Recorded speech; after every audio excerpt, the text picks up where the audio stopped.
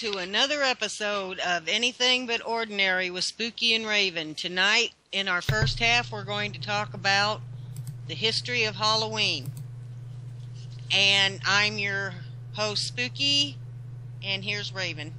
Oh, thank you. How are you? Wasn't that a great introduction? I don't know. You're always doing a different introduction all the time. Ever since you took like lost my train of thought and called us something else. So yeah. And here's blank blank, you know. Yeah. Beep beep. So how are you been? Good? I've been doing good. It's exciting. Halloween's coming up in a couple of days. Oh, I know. I can just feel the excitement coming from the chat room. Halloween is right around the corner. From the chat room, probably from your kids in the other room, plotting how much candy you know they're what? Get. I like Halloween. I do too. Halloween is my favorite time of the year. Besides my birthday, that's your first favorite time of the year. Or my birthday. No, mine's first, then Halloween. So. Yeah, but just think about it. You get to fight the crowds at Walmart, picking out just the right costume for your kid. You know, one that you wouldn't dare let them open near an open flame while they were wearing. That's why I give my. And then after Halloween, your kid for at least another month or two, although almost all the way up till Christmas, your kid insists on you wearing it for pajamas. Oh, come on, like you never wore your costume more than just on Halloween. I mean, you probably still do. No. Really? You are robbed. But while you're fighting the crowds at Walmart, you know, and you're going from house to house begging for candy. Yeah. Did you ever really stop and think about the history of Halloween? No, I'm a kid. All I care about is candy. And what really threw me off is like when you go trick or treat, you know, and then they're like, "Oh, hey, do a trick," and that always threw me off. And I'm like, because you never knew that. I mean, most people don't ever say that. And this one dude in our neighborhood, pulled that on us when I was like probably like 4 or 5, and I had no idea what to do. So I smacked my brother. That was my trick. My friend and I went trick-or-treating one time, and we didn't wear costumes. And we knocked on, I'll never forget this, we knocked on this old guy's door saying trick-or-treat. And the guy says, "Well, where's your costume?" And my friend said, "Well, some big kid stole them from us." And the guy looked at us just as serious as he could be and said, "Well, you don't need one anyway." Whoa.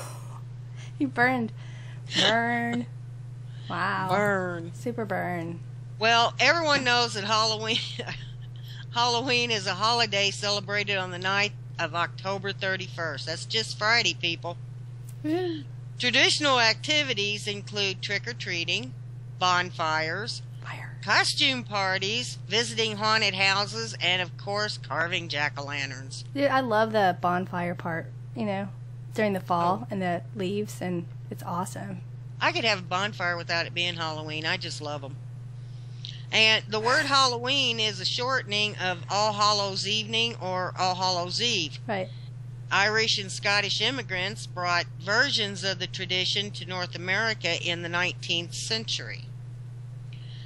Halloween has its origins in the ancient Celtic festival known as Samhain, which is... if I can remember. The festival of the end of harvest season in Gaelic culture. Right. That's where the Halloween colors kind of came from. If you know, like the total orange and black and stuff is because of, you know, the autumn and the harvest. Because, like, well, you know, the orange is like, you know, when all the leaves are turning colors and stuff, and then the black is like the death of summer, and then they're moving into the changing season. So that's kind of like where the original colors came from Halloween. But, I mean, now they have, like, a wide mixture of colors, but mainly, you know, Halloween's always been like orange and black, and it has to do because of those harvest festivals, really. Right. And it was also a time used by the ancient pagans to take stock of supplies and prepare for winter.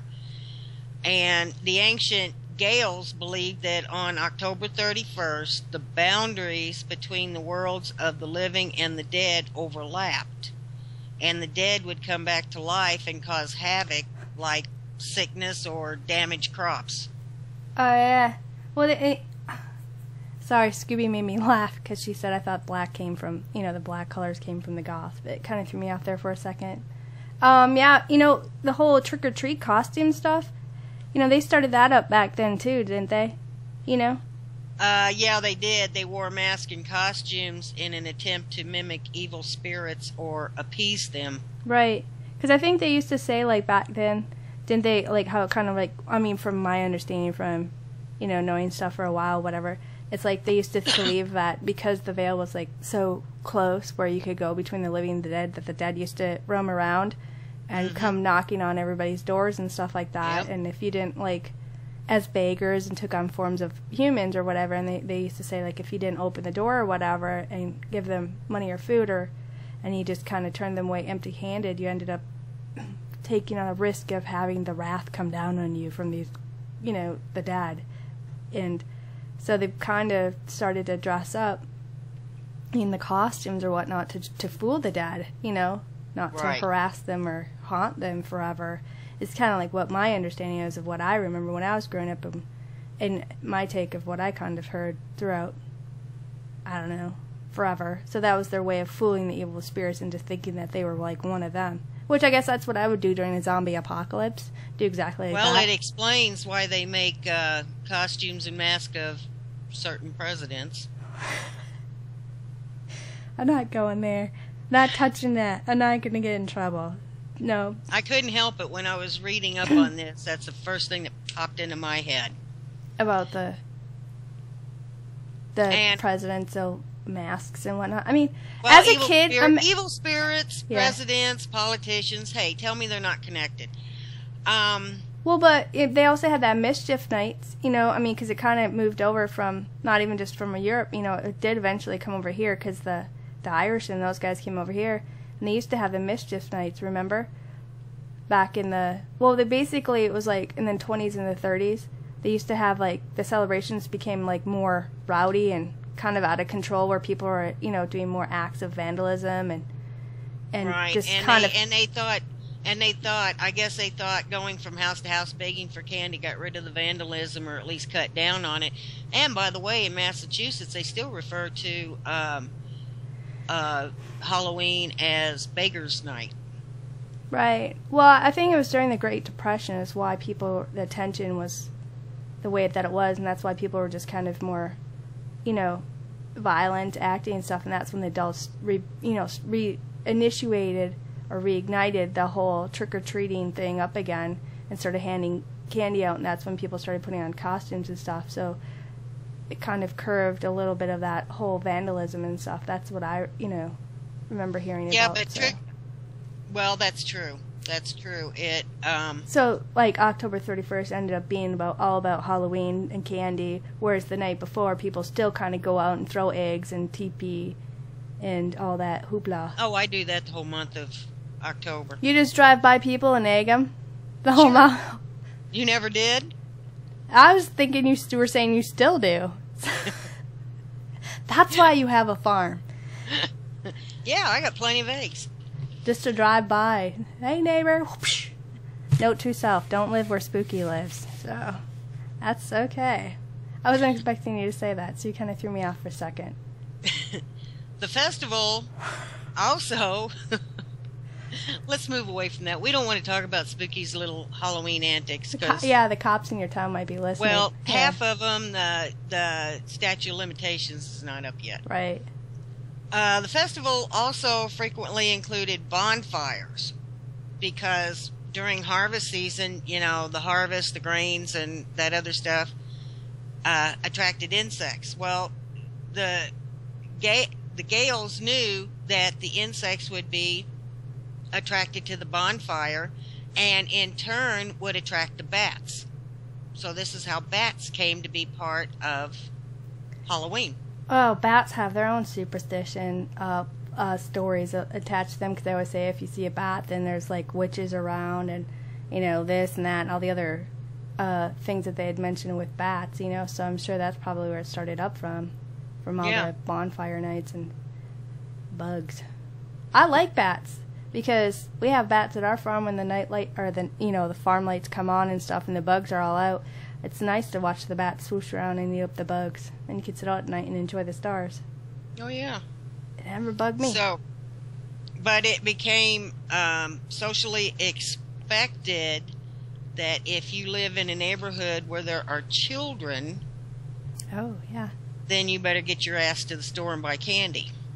Or Those vicious little creatures play tricks on you. Anything from soaping your windows to toilet papering your property or leaving a bag of dog crap in the paper bag on fire on your porch. that ever happened to you? That's never happened to us. I've never even did that to anybody either. I wouldn't even want to go. I never did it to anybody either, but I've heard stories. But I don't want to go there either. It's like, yeah, go on. Sorry. I lost my train of thought. Okay. And also part of the history of dressing up in costumes and begging for treats, and that's what they called it back then, was begging. You know, I mean, we don't call it that nowadays, but back then that's what they called it. They called it begging for treats. It was part of the custom, and that was the children's activities for this harvest festival. But it dates back to the Middle Ages, so we're talking about a ritual that is hundreds of years old. Yeah. And it was mostly, and it also resembled the late medieval practice of souling. And what that was, that's when poor folk would go door to door on Hallowmas, which was November 1st, receiving food in return for prayer. I'm starting to lose my train of thought. I don't know why. In return for prayers for the dead on All Souls Day, which was November 2nd. So this is, I mean, it originated in Ireland and Britain, but similar practices were found as far south as Italy. Wow. But there's no evidence that souling was ever practiced in America until the late 19th century. Wow. Yeah. I never heard of the word souling before, so that's like a new. I never either until I heard of All Saints Day, which I was under the impression was November 1st, but according to history it was actually, or All Souls Day is what they called it back then. It was actually November 2nd. Well, I kind of remember the whole church stuff because we'd have to go to church after that for the All Saints Day or whatever, blah, blah, blah. So, I mean, everybody kind of has like their own little thingamadiggy, but yeah, that's cool. But wearing masks in Ireland, though, wasn't really that common. Well, back in the day, they probably didn't wear. Well, like I said, it was a children's, that was a child's activity. And back then, of course, you know, you got homemade sweets. The earliest known reference to ritual begging on Halloween in English-speaking North America actually occurs in 1911 when a newspaper in Kingston, Ontario, and that's on the border of upstate New York, reported it was normal for the smaller children to go street guising on Halloween between 6 and 7, visiting shops and neighbors to be rewarded with nuts and candies for their rhymes and songs. So Halloween, or trick-or-treating, actually started out as something a little bit different, you know. I mean, nowadays it's trick-or-treat. You know, you don't give me a treat, then I'm going to pull a trick on you. Yeah, but I never did that, so. But there was another isolated reference to it, though, in 1915, and then a third reference to it in 1920. But it doesn't really seem to become a widespread practice until the 1930s, and it really took hold in 1952 when Walt Disney made a little movie called Trick or Treat. And that's when trick-or-treating really took hold in this country. Or supposedly, I don't know. I wasn't around. Supposedly. I mean, I don't really know. I wasn't around then either, but hey, I'll take their word for it. I mean, Walt Disney wouldn't lie, would he? No comment, because, you know, I'm just I don't want all the Disney people after me, so I'm just... No hate mail from Disney characters. I'm telling you right now. No hate mail from Nobody. Disney characters. Send all the hate mail to Spooky. And the thing of it is, too, trick-or-treating was characterized as an adult invention to rechannel Halloween activities away from vandalism, which, you know, you said before. Kind of, yeah, which would start, I mean, it kind of brought up, because of the Great Depression, there's a lot more tension, it was, you know, gloomy, and, you know, people were more, you know, well, depressed, because, you know. Depressed because of the Great Depression. That's why it was called the Great Depression, because everybody was depressed. No, but you know what I mean, so they, you know, but nothing in the historical record, though, supports that theory. To the contrary, actually, adults, as you know, from the mid 30s to the mid 1950s, saw it as a form of extortion. And there was a time there when trick-or-treating was actually suspended. It was suspended from, I think it was April of 1942 to June of 1947 because of World War II, because back then sugar was rationed. Oh, yeah. Right. That makes sense.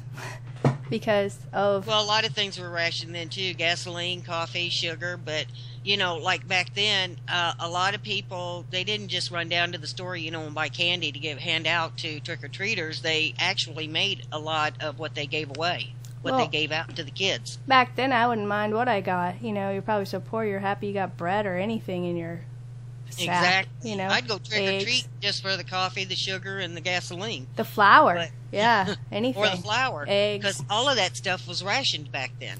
Right. Well, nowadays, you can just go knock on all the doors and get a ton of processed chemical candy. Hooray! Because you can't eat apples, and you can't eat baked goods and everything else, because you know the superstition of there's razor blades in it, or they put poison in it, you know, and you always have to check all your wrappers before you eat it, because there might be a needle point in it. You know, the hospital around here actually offers to x-ray your candy. Let's radiate your candy as well. Let's radiate it too. There might be poisons in it, but we'll even double it for free. Or no, for $3,000. Bring in your kid's bag of candy. Heck, if it's got a few needles or razor blades or something in it, by golly, let's get that metal radiated. Well, they'll check it, but they'll charge you. Then it'll go all through the candy. No, they actually do it for free. Psh. Have you done that? I never did that. That's like mainly the dumbest thing I because ever heard. I know where my kids go. I think that's, but you know what? And it's a shame, because when you take your kids out trick-or-treating, and I always tell people this, don't try to get every house all over town. You know, go to the people that you know, that you trust. How much candy can your kid eat? You go trick-or-treating on the 31st of October, and Easter, you still got Halloween candy you're eating on. That's not true. Not everybody does. I mean, my brothers would always eat my candy, so I didn't get to have a lot. But, I mean, when we were kids, you know, we'd try to go as many blocks as we could, and then we'd come back, and then my brothers would be like, let's change costumes and go back out again. They won't know it's us, and we'll make more candy. So yeah. I was like, okay, so we went out, and of course the neighbors know, because there's only so many kids in the neighborhood, so they knew who we were. But they still gave us extra candy, and my brother thought he was like the smartest genius ever, because we switched costumes. You could put on one costume, go trick-or-treating, go home, put on different costume, go trick-or-treating. That's what I just said. Go home, and don't put on a costume at all. Just go out as yourself and go trick-or-treating. People would still give you candy. You don't really need a costume for that. Well, that's what my brother did. He had that great idea. I was probably like 4, and he was a couple years older than me. And, you know, he was like 7, so he was a genius, basically, he thought. And we'd go switch other complete costumes that we didn't even wear, and with empty bags. But, of course, everybody's going to know who you are. You know, you're only allowed to go on so many blocks, you know, so. Yeah.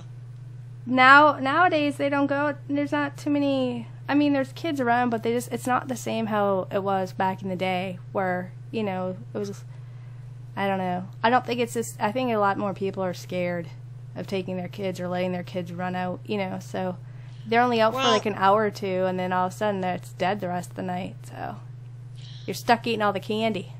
Yeah, well, that really sucks, don't it? You're stuck eating all the candy. But I've noticed, though, one thing I've noticed is that there really aren't that many people going out trick-or-treating anymore, and it's really a shame that things have gotten to that level. Right. That, you know.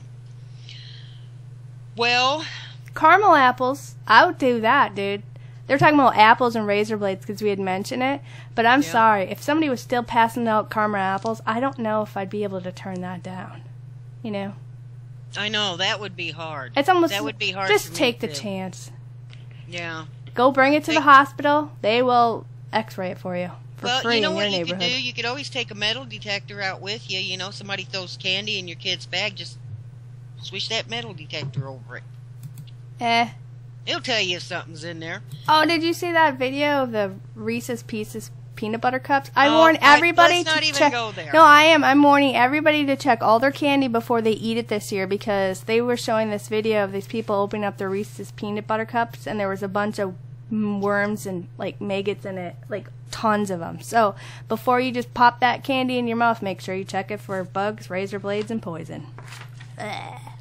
I'll never eat Reese's peanut butter cups again after seeing that video. That's really an upbeat subject.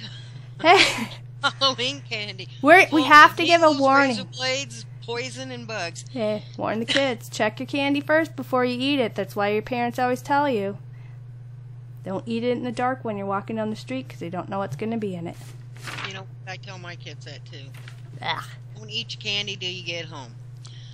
The custom, let's talk about jack-o'-lanterns for a little bit. Okay. Because jack-o'-lanterns are a big part of Halloween. Totally, yeah. Yeah, the custom of taking a pumpkin, hacking the top off, scooping out its innards, and then mutilating it by carving out eyes, nose, and mouth into its flesh. Hmm.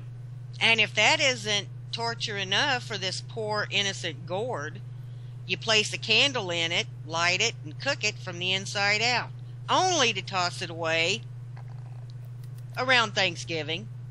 If you're lucky, I done pumpkins, and the squirrels are always mutilating my carving. It's like they're graffitiing my pumpkin up before it's even Halloween night. You know, you set it out there, those little suckers are out there chowing away and ripping into it.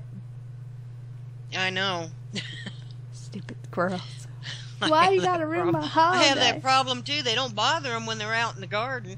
They wait until I pick those suckers and then set them on the front step, and before you can even get to them to carve them, you walk out there and one of them has tunneled right through it. No. Then I used to tell my mom, I'm like, well, mine's done. The squirrel did it for me, so I just go out and put a candle in it. There you go. It's going to be kicked or smashed on the street anyway at some point. So. Well, that's true. You got some sickle that comes along and bashes it into the street, and only for the traffic to run over it and scatter its corpse until there's nothing left but decomposing mush. My pumpkin. Yeah. I worked a whole hour on carving out those triangle eyes, and some sucker comes and drives over it. Have you seen some of the pumpkin carvings nowadays? You know, there's some pretty talented people out there. Oh, yeah, that's amazing stuff. I'd do that, but then that means I'd have to be not lazy and put effort into it, so I'll pass. I know. I mean, it actually involves me having to get up and do something. I like cooking the pumpkin seeds, though. Yeah, and that's salting pretty them. good. Oh, that's awesome. If you I love can get that. to them before the squirrels do. Yeah, well, that's the problem.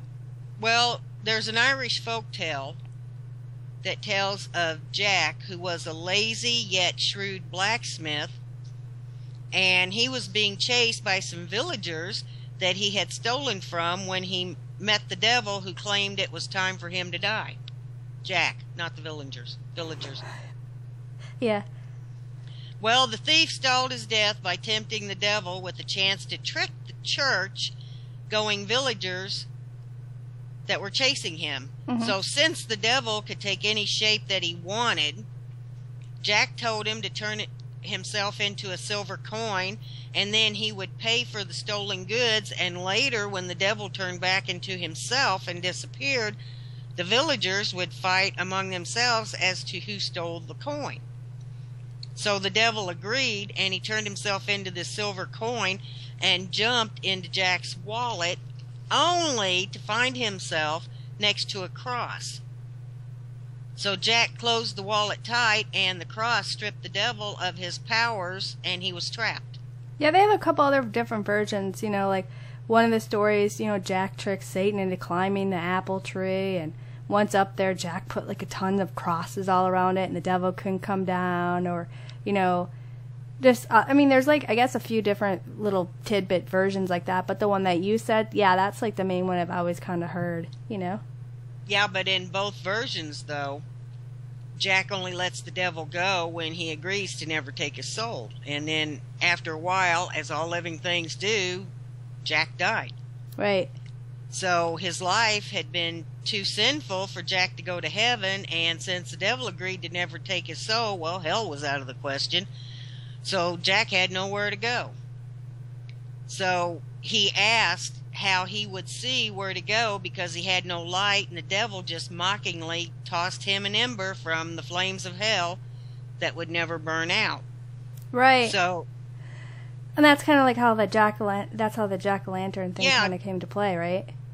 Exactly. Jack carved out a turnip and put the ember in it, and began to endlessly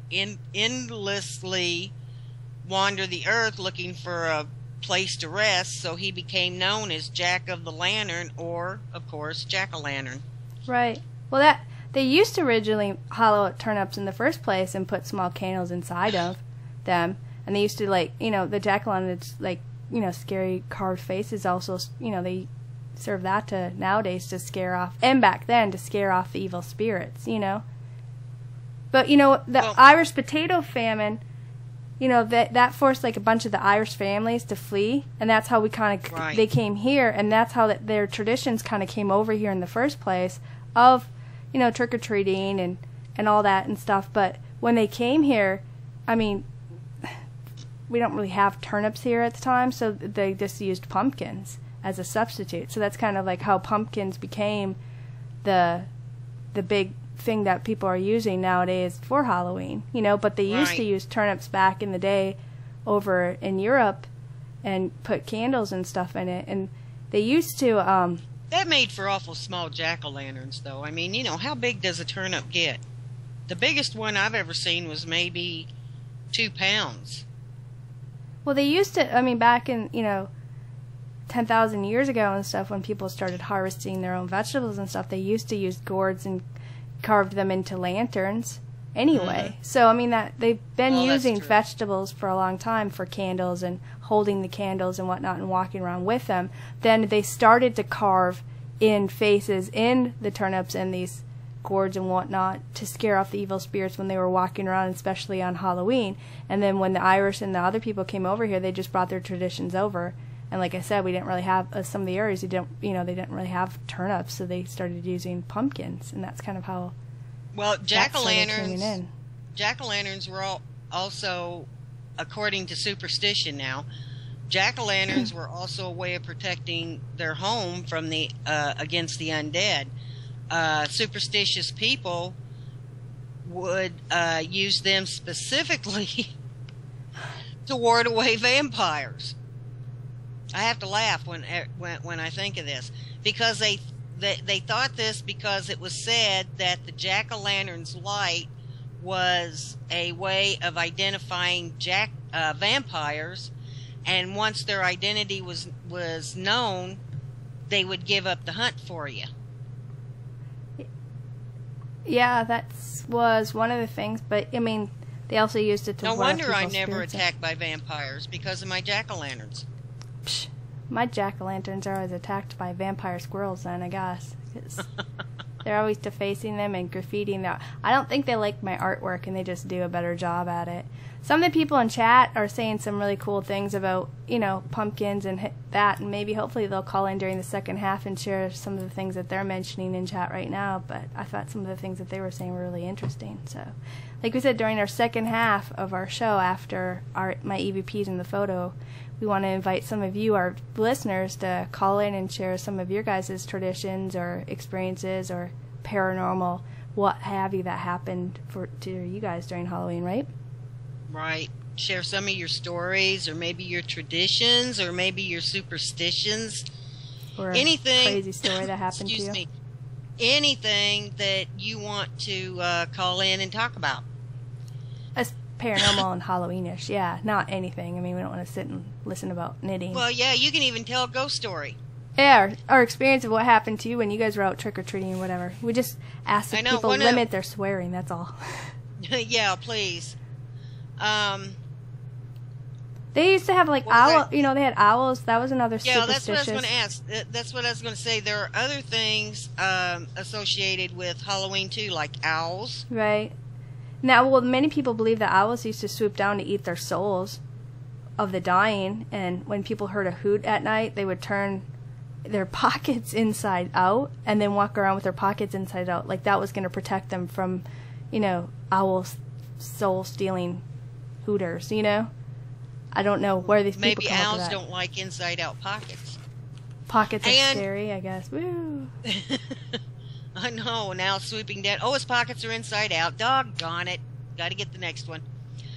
And spiders. But you know what? Also, you know, I'm just going to kind of say this because I do remember this from a show that we had done before when we did a show about skinwalkers. Yeah. And stuff. They had been mentioned if you heard like owls and babies and stuff like that. That was kind of like a trigger that it was skinwalker was around, because they used to they would sound like owls and use that to entice people to come out. And you kind of knew that a skinwalker was around too. So I think there's a lot of different things that are talking about how owls. There's a lot of superstition when it comes around with owls too. Because I remember that. Not just on Halloween, but I do remember that when we were talking about skinwalkers too. It just popped in my head, so I had to say it.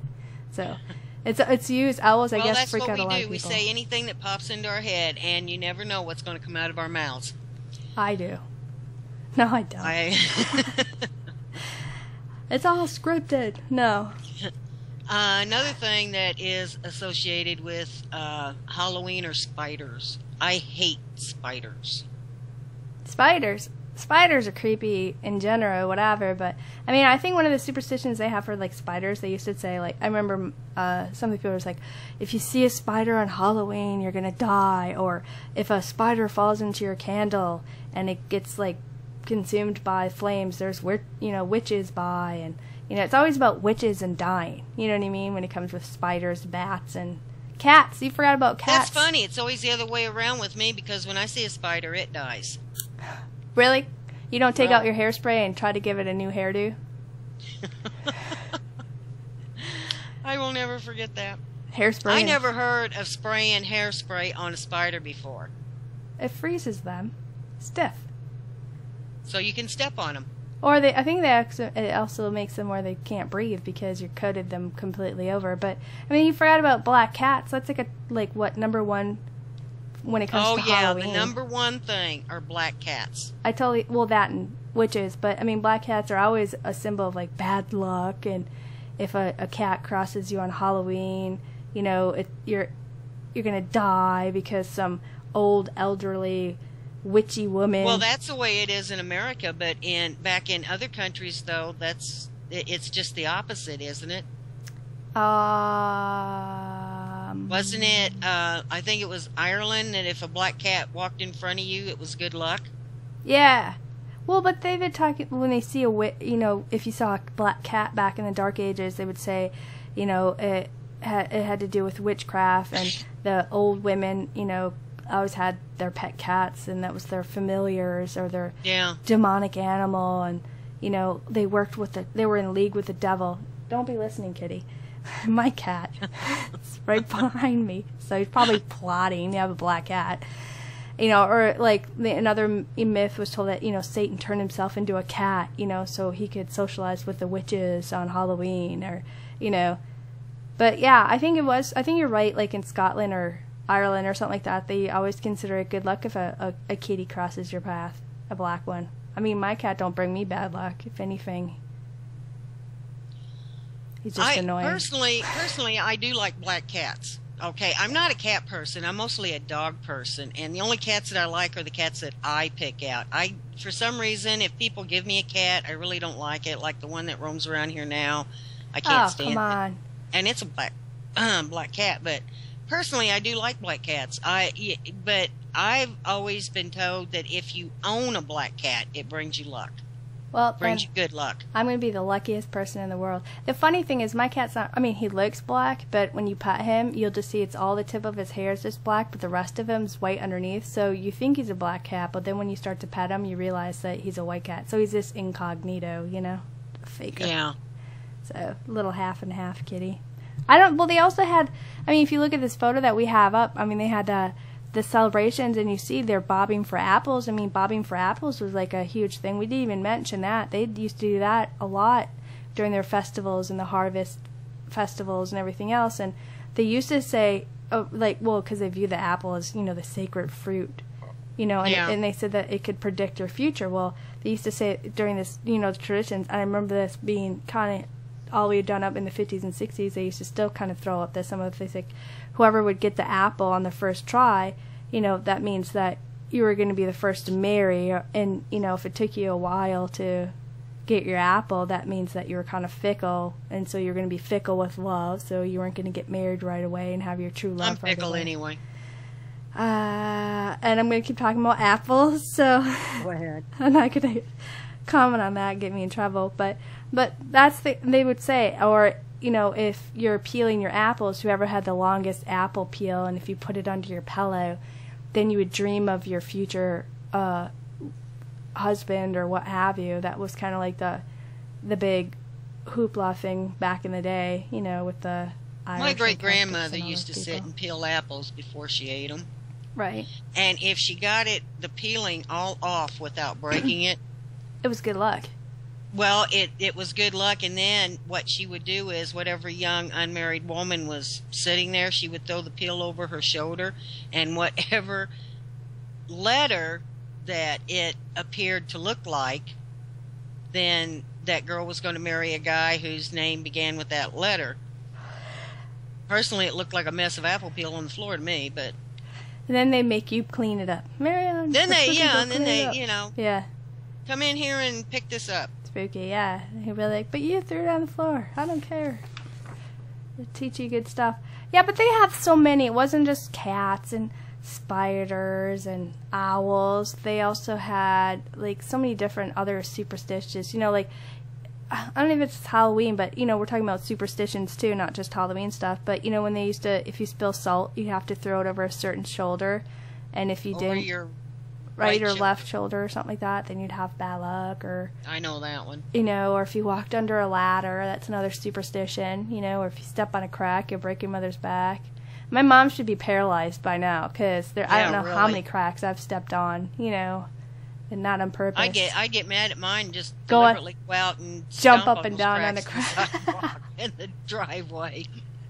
Your poor mom. I know, that was mean. That... Just picturing that in my head. You with pigtails and a little dress on, just... Take that! Come back in, how disappointed you were. I mean, you'd feel like crud, though. Can you walk now? You know what would be funny if I was your mom, though, and I saw you outside doing that, and then I saw you coming in the house? I'd be laying on the kitchen floor calling for your name and be like, my back, my back. And then you know you'd bust out crying and be like, oh, I'm so sorry, Mom. She never saw me. She should have. Wouldn't that be creepy? She had another thing, too. When she'd get mad, she'd say...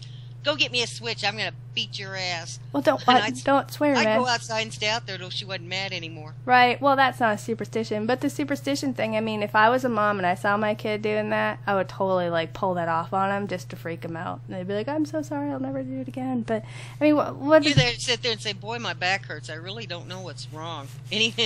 Which one of you kids were out there stomping cracks in the sidewalk? Right. I saw you out there. You crippled me. Well, they also have, what's that thing? So they have the ladder. You have stepping on the crack. You have the salt. You have Oh, The only thing I can see breaking a bad luck mirror. about walking under a ladder Well, you didn't get is knocked if out. somebody dropped paint or A tool bucket or something, on it. yeah. Or like, what is the other one? They have superstition and stuff. They have, breaking a mirror. You have what, 7 years bad luck, right? Yeah. What else do they have? A few superstitious stuff. I can't think of a. You know, as There's many so mirrors many of as them. I've broke, I probably should be having bad luck till about 2030. My next 5 lives. Yeah. No. Yeah, my next 5 lives. Well, what are a couple other things that they always, associate with Halloween? Is there anything you can think of? The only thing that popped in my head was toilet papering the neighbor's tree. Did you I've do done that? that. Yeah. Well, I had this old aunt. you TP'd your 80-year-old aunt. That's just mean. I would be like, We didn't do her whole house. We just wrapped it around her garage, and she went out there, saw that, and she carefully unwound it and kept it and used it. she's probably like, you wasteful children. There's so many things. I wish I could think of, I don't know, for whatever reason I started drawing a blank when it comes to superstition, but there's like so many ones, from, they had like bats, owls, spiders, cats. What else is there? It always has to do with witches and vampires, and the undead, if you do certain things. Didn't they, wasn't it bad for you to put like a candlelight a certain way? You're always supposed to leave it in the window at a certain time. And if you didn't, then it would bring you, bad stuff too. I think if the candle went out, is what it was. I think if the candle went out, it meant that it either meant bad luck or somebody in the household was Gonna going die to early or something. Yeah, and that was like on Halloween. You know what I was actually thought you were gonna say? I thought you were gonna say she walked in through the door of the garage, started up her car, and drove out, through the toilet paper. Oh no, she was sharp for her age. She just well, took no, one look just at to get it down. It was faster. funny to watch her out there carefully rolling it up. It took her longer to roll it up, and it took us to unroll it. And then she carried it into the house, and I mean, we used a lot of it. It wasn't just one roll. We used a whole package. Poor grandma or auntie or whoever it was. Well, she had a good sense of humor, I mean, you could pull tricks on her as long as you didn't do anything that was over the line. Okay?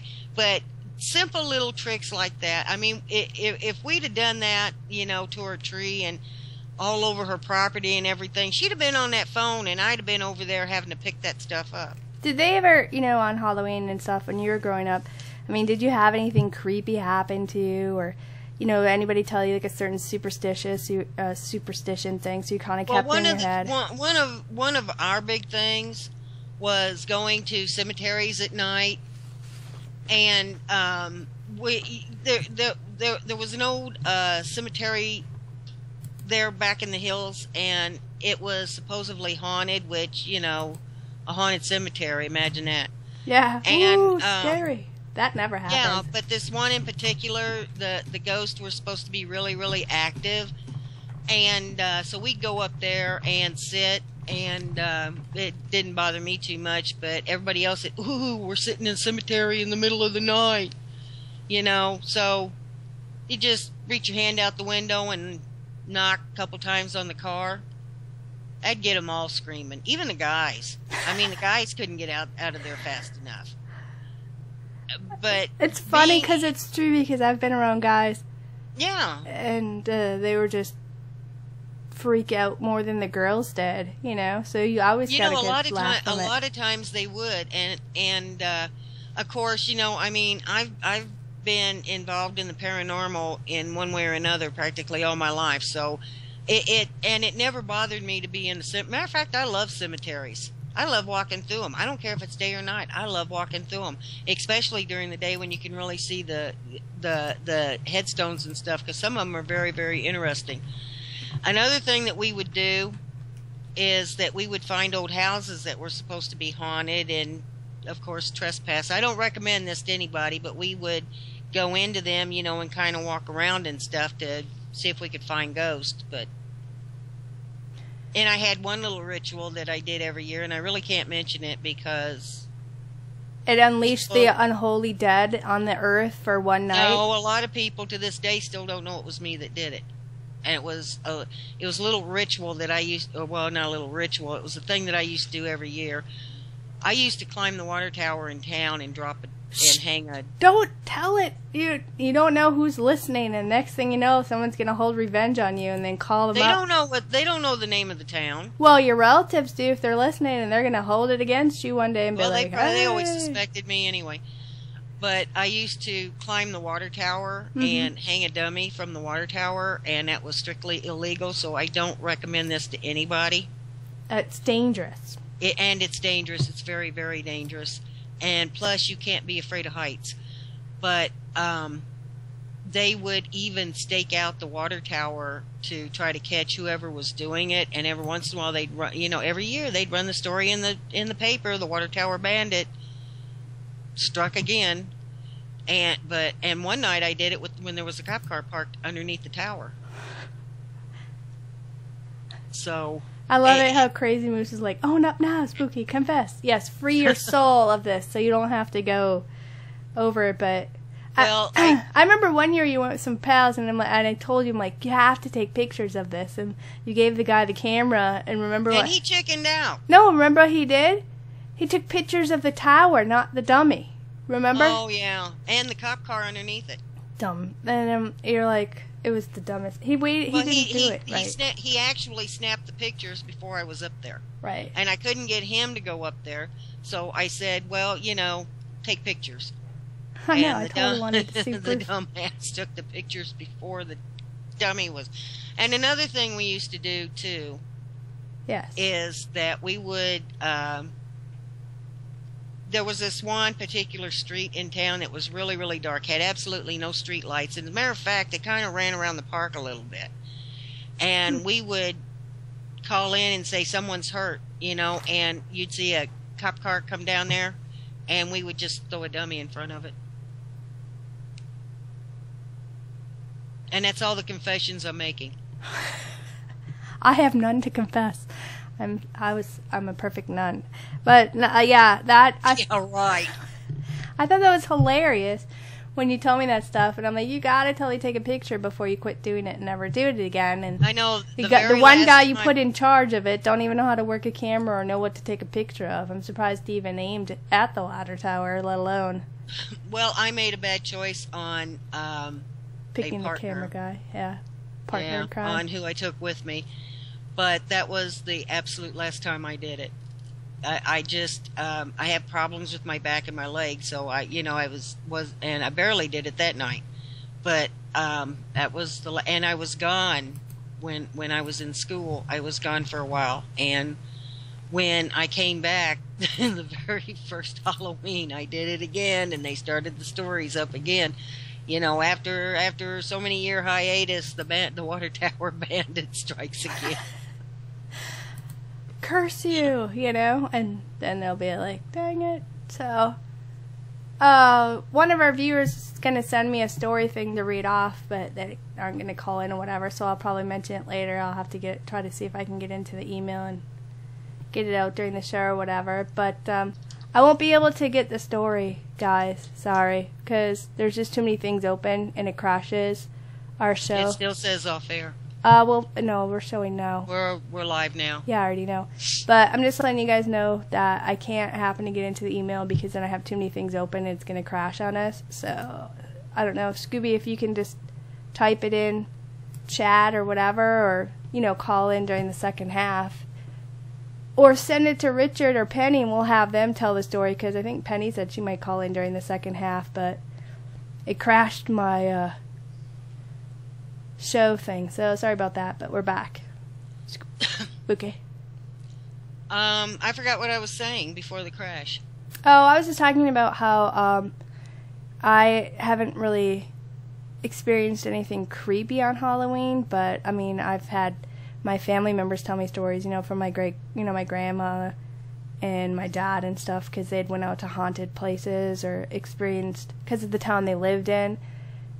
It was a small town, in the Dakotas areas and stuff like that, and you know, there was always like spirits and ghost stuff that was always going on out there and stuff. Oh, there's so always a things ghost. like that. Yeah, there's always a ghost story somewhere. You know, but I've never, I've, like I was saying before the crash, I've never been afraid. I'm afraid of very little. There is just very little that really spooks me or makes me afraid. Mm-hmm. So you know, I was daring as a kid, and I wasn't even afraid of Mom and Dad. I put a horse in the backseat of my dad's car one time, his brand new car, by the way, because I was mad at him. You know, and the thought of being spanked never crossed my mind. And if it did, I just didn't care. So there's just, you know, the water tower deal, that was just one more thing in my repertoire. Well, I'm not scared of stuff. I'm just saying I don't remember, as far as my memory goes for right now, I don't remember anything offhand that I could say of like, well, this freaked me out. I've had things happen to me, but they just didn't happen to me on Halloween. You know what I mean? Oh, I have things happen to me too. I mean, you know, it's not just a Halloween thing. But let me ask you something though. No, but do you think that maybe paranormal activity picks up around this time of the year? Do you think that there's something to it? Because it seems like to me sometimes that like here, that they're getting just a little bit busier than they normally are through the rest of the year. Do you think maybe it's because people are paying more attention? And that's why it seems like there's more activity, but maybe there's always been activity, but the fact is everybody's so busy focusing on other stuff, and because they are focusing it more on Halloween, that may be why there seems to be more that's happening. That's a very good answer, and that's probably what it is, because this time of year people are actually looking for it.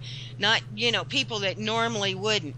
The rest of the year, they go about their little lives, you know, and do whatever it is that they do, and then when Halloween comes around, then all of a sudden, and it's probably the only time of the year that they do it, hey, let's go look for a ghost, let's go here, it's supposed to be creepy, let's go here, it's supposed to be haunted. I think you're right. I think it's this time of year that they're looking for it more, so chances are they're going to find it. Yeah, I think that's what it is. I think people are more open to have an experience, and that's probably why. And I think a lot of experiences, not all of them, okay, so don't come jumping down my throat when I say this, but I think a lot of the things people, you know, get freaked out on their own because, you know, their fear and their senses are more heightened because they're looking to get a good scare, so sometimes they think something happened, but it didn't really happen, you know. But there is legit times when things do happen to people. But I'll say most of my experiences always happen on a non-Halloween day. So, you know.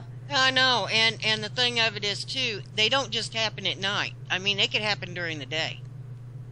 You know, as a matter of fact, a lot of evidence that I have collected over the years, a lot of it was daytime evidence. Oh, well, that's what... I mean, don't get me wrong. I get a lot of nighttime stuff. Or I experience a lot of nighttime stuff. Paranormal wise. Yeah, well, during the second half, what I'm going to show is during the day, because I had the farm feed cams going during the day, and that's when the camera snapped a bunch of photos and caught that apparition as well as the EVPs through the mic. So that was daytime, and in September, not Halloween. So yeah, so I mean, you know, paranormal activity can happen anytime. It doesn't have to be Halloween.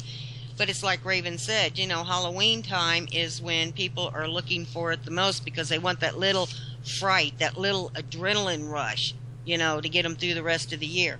Now, I'm not saying everybody does that, because there are people out there that do investigations year-round. There are people out there that have experiences year-round. Mm-hmm. You know, I'm talking about the people that only go out and do this once a year.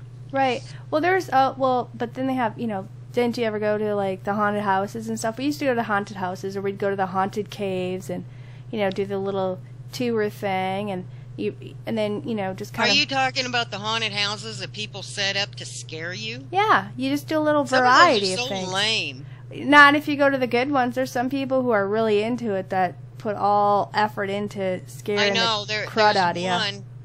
There's one that happens in town every single year, and I want to tell you, those people plan the day after Halloween. They're back they to will planning start next planning year. Yeah. The haunted house for the next Halloween. And it and that's like we have the so-called haunted maze, and the pumpkin patch and all that. And these are people that plan this stuff year round just just for this one season. Well, I mean, there's stuff that, I mean, you may have went to a couple bad ones that didn't do that good, but there's ones out there where people, like you just said, put all effort into it. But you also got your hay rides, and then you got your hot cider and stuff, and it's fun. Oh, yeah. But nowadays S'mores. they get more and more creepy, and and when you're normally not a person who's gonna jump or get scared, it seems like they're doing more and more, and they're putting more elaborate makeup and Oh, just now way some going of them at are it. good. The one in town is excellent, actually, and it's in the I think the old Walmart building. And you're right, Moose. It's not lame if you like doing that. You made a poor choice of words. That was a poor choice of words. But I have been to some that just were not worth the admission. It really wasn't worth parking there and getting out of the car. But there are some that are excellent, and they really do a good job. And now with technology the way it is now, oh, those haunted houses, they are getting better and better. I think so. Hey, do you want to take like a 2-minute break right quick so people can stand up, stretch, get a drink, hit the hopper, what have you? And then when we return, I'm going to play a couple of my EVPs and then show the photos of what I had my farm feed captured.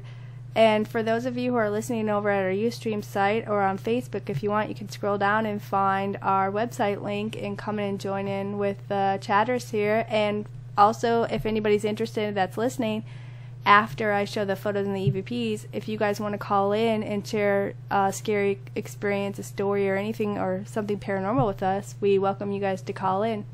And we'll be back in 2 minutes.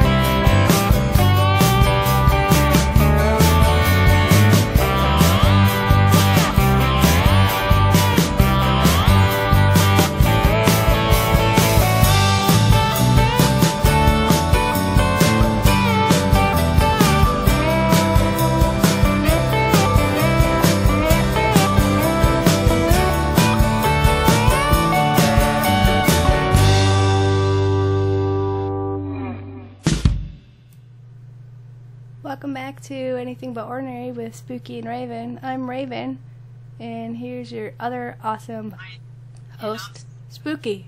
You gotta pull your mic down to your mouth, Spooky. And I'm still Spooky. Yeah, but you gotta keep the mic down by your mouth or people... I keep forgetting that. Well, you hadn't done it for a long time, not since the first couple of shows when we started, like, eons ago, but, This half of the show...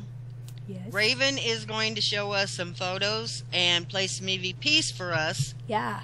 That she got from her family farm this September. And just last this month. September. Yeah. And after we are done with that, we're going to let our listeners that want to call in and share, like we said before, share your Halloween superstitions, your traditions, or even ghost stories with us.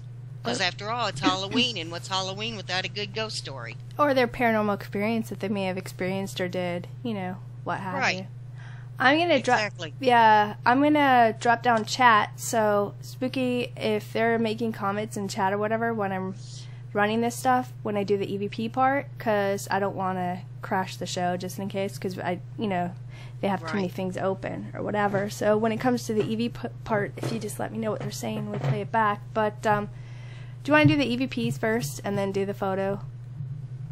Yeah. Sound good? However you want to do it. All right, let me just pop this stuff open here, and we should be good. Just let me know when you see it come up on the screen, guys, and then I'll start to play it. You see it yet, Spooky? Spooky. I guess she's on mute or something. I have no idea. I'm sorry, I don't know how that got muted. It's up there. Your mic's up in the air, and now you're muting yourself, so... I don't know how that happened. That makes for a quick, short show. So. Yeah, it does. Okay, well... And I apologize. Freaking trick. This is, trick-or-treat stuff. I guess she's tricking me for Halloween-ish. But, what I'm gonna do... Okay, this, I'll kind of give a little bit... I went up in September, and just, put up an IR camera or whatever, and I put it on a huge construction type tripod, so you can kind of go really high up or low down or whatever. And I used the mic that I have now that I'm using to record audio, because I don't use Ghost Box, or I don't have all that fancy stuff. I just used a camera and a microphone, and I put the microphone in view of the camera, and I turned it on, and I said, okay, hey, this stuff's here for you. If you guys want to, you can talk into this, and this thing, you can see you if you show yourself or whatever. And I'd say, you're allowed, you're not allowed to, do anything to the microphone or the camera to people. But if you want to get a message to somebody, whatever, go ahead and try.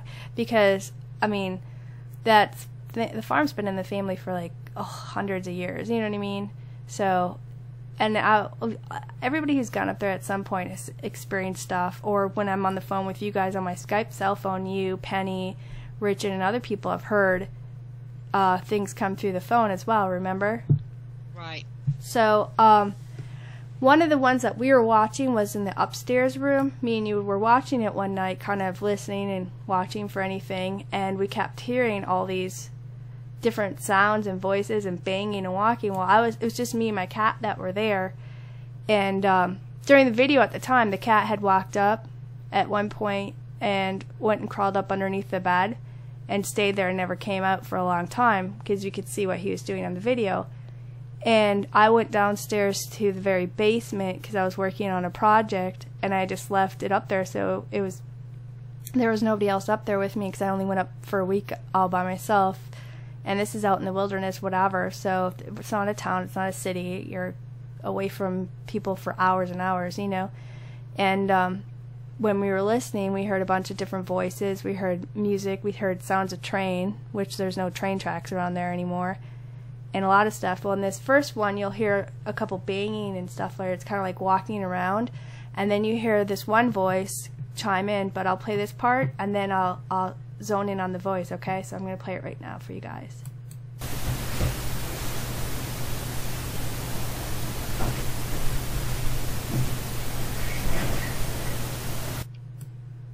Now right here I'm going to kind of zone into the voice.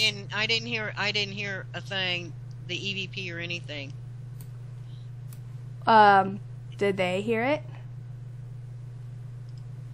They'll have to let us know. I'm going to play this part again here.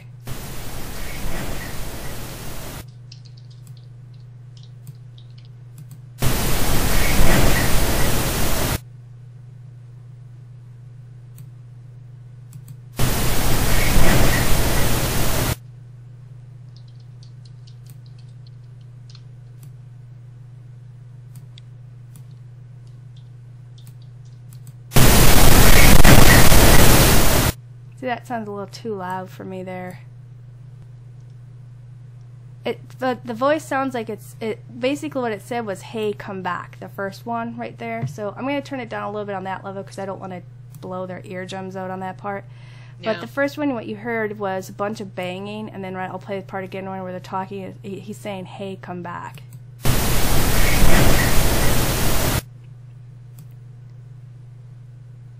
And I think that's when I kind of must have went downstairs, and then it must have said that. Now the second part, EVP, the one I'm going to play, is by that time, remember we were watching, and the cat had come up, and you remember the cat, he was kind of roaming around or whatever, and it looked like somebody was calling him a little bit. Remember that? And then you said at one point it almost looked like he was getting pet before he went up under the bed. Yeah, it did. He walked up there, he walked over by the dresser, and it just, the way he was holding his head and stuff, it looked like he was being petted. Right. And he's always like seeing things where when we're there, we'll be down in the living room, and you got the stairwell where it's kind of like the, what do you call it, piping? So it's like see-through up there, and there's always like something that seems like sitting on the stairs staring down, because he's always staring up there, and there's always things being moved or thrown when we're there. And which happened that the second day that I was filming the downstairs, they started throwing things down the stairwell. They threw a couple cans out of the garbage can, and then they threw some of the things that we had hanging on the wall down the stairwell to get our attention. Now this is the one after the cat was up there. It sounds like somebody was asking where the cat was, and then this other voice said this to them.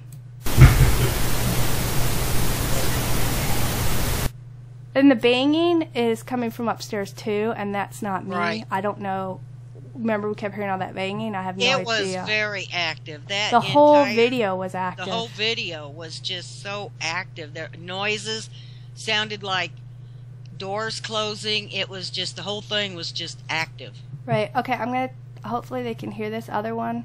So I'm going to be quiet right here. It sounds like from the voice. Oh, and we're going to put up in Spooky's Corner so you guys can check out the EVPs and the photos there too on your own. But it sounds like what it says is, he's under the bed. Somebody asked him where the cat was, and this other voice said, he's under the bed. Let me turn it up just a little bit more. I don't know if people heard that part. Nobody's saying. Did you play the amplified one for them? I'm just cranking it up a little louder. It's the same difference. You know what I mean? So. Right.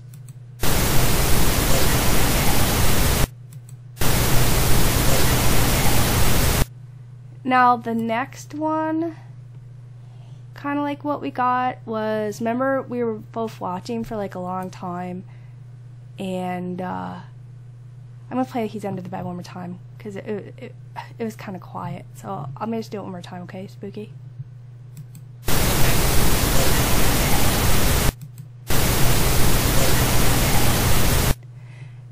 And the fact is, when it said, he's under the bed, now I know why my cat's always freaking out, not wanting to be up there. Remember? I tell you he never likes to sleep up there at night or nothing. I know. Go up there. And now I know why, because we heard so many voices that whole one video that we watched. It was crazy. I know. When he went up those stairs and he was over by that dresser, he wasn't there very long, and then he immediately turned around and went up under that bed. Yeah, it said he's under the bed. But like I said, we're going to put this and he stayed up there the entire time, under that bed. It's when the videos were going, but he had come out of that safety point at some point, you know, and I mean, we still have videos to go through or whatever, but this thing was snapping photos too, and that's how I caught the apparition at the time. But, you know, we were hearing tons of voices just in this one video, and I didn't think, to be honest with you, I didn't really think it was going to catch anything, let alone this much stuff. And oh, it was noisy. And we're not even playing all of them because it would take forever to play them all. But I mean, we would hear doors closing. We would walking hear around. It sounded like somebody was rifling through drawers. Walking around. Sounded like somebody throwing something. We heard voices. We heard music. Singing. Singing. At one point, we thought that we heard a train. Well, like the steam of a train. Because before the farm was taken over by my family, there used to be a roundabout there. And all the trains and stuff got taken out, and then my family bought the land or whatever, and it's been in the family for over 100 and some years. And they took the roundabout building and tore that down and used that to build the big red barn. And it was weird because when we were listening inside the house of the upstairs room, and this, you could hear, it was almost like we heard a bell, remember? Like the ding of a bell. We also, it sounded like the steam of the engine when it starts to go and the wheels are going, and then almost sounded like the horn of the train from the old steam trains, you know? It was crazy. But while we were listening to this, the second one that I'm setting up, we heard this really crazy scream, remember? It was like really loud. Oh, yeah. And then after that scream, you hear something walking around and banging in the upstairs on the video we're watching.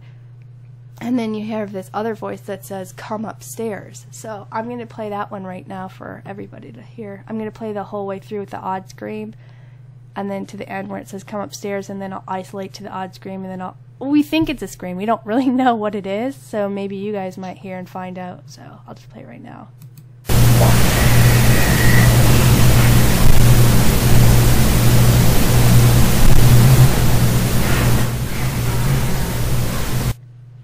Now here is the part with the odd noise where we're not really sure what it is. That noise come out of nowhere. We both were like, what the heck? We had to restop the video and replay it back like several times. So here's the odd noise.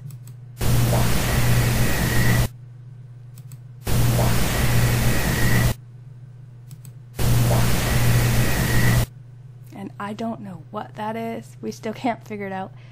And maybe somebody in chat can kind of figure out what that is for us. I mean, that noise just come out of nowhere. We're sitting there listening, we're hearing all these different sounds stuff and everything, and all of a sudden this weird sound.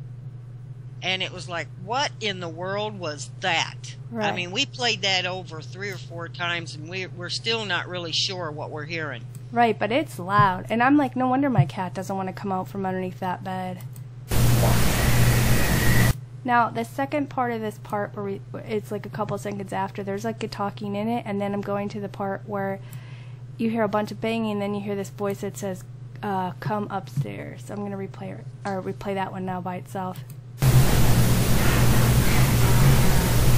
Well, it says "come upstairs," and then you hear a fly go by, but Crazy wants, I'm assuming Crazy wants that strange noise replayed. I already did 4 times. They're probably behind us by a little bit. So here's the Okay. "come upstairs" one again.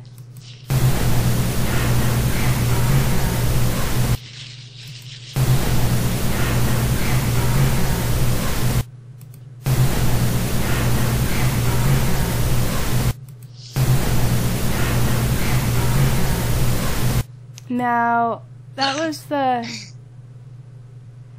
We don't think the crazy odd noise is a train whistle. We don't know what that is. I'll play it again. Scooby says, I don't think it's a train whistle, but I think it's train related. Well, I'll play it again right now. Let's see. It sounds like screaming, though, like someone's being tortured. And at one point you thought it was a whistle. You know, it's hard to say. Like we said, we're going to have it up in Spooky's Corner. So for those of you who are in our Spooky Corner Facebook page, you guys can check it out. And for those of you who are not, you can come and look it up on Facebook and we'll add you in, right? Right. Scooby also says that weird noise almost sounds like braking and the wheels screeching on the rails. Let me hear. And Richard says it sounds like a steam engine. Whatever it is, you know, and we thought it was train related also, and whatever it is, those tracks must have been really close to where that house sits at one time. It is, actually. It's just right down the hill. You know, and I can't show you guys because we don't have video, or what we, you know, because we took the sound off the video and we're playing it here, but... The rails are no longer there. Oh, there's no train tracks that go up there at all, period. Yeah, there's no tracks there. There's no now, engine that goes up there. There's no nothing anymore. But at one time there was, and like that was like in the 1800s, yeah. Yeah, and the old roundhouse sits on their property. It was tore down, and we took the wood and they built it and used it for the big red barn now. So right. They reused all the wood and stuff. But it goes right down the hill back into the pasture there. All of a sudden I'm from Boston, which I'm not. Pasture. Pasture.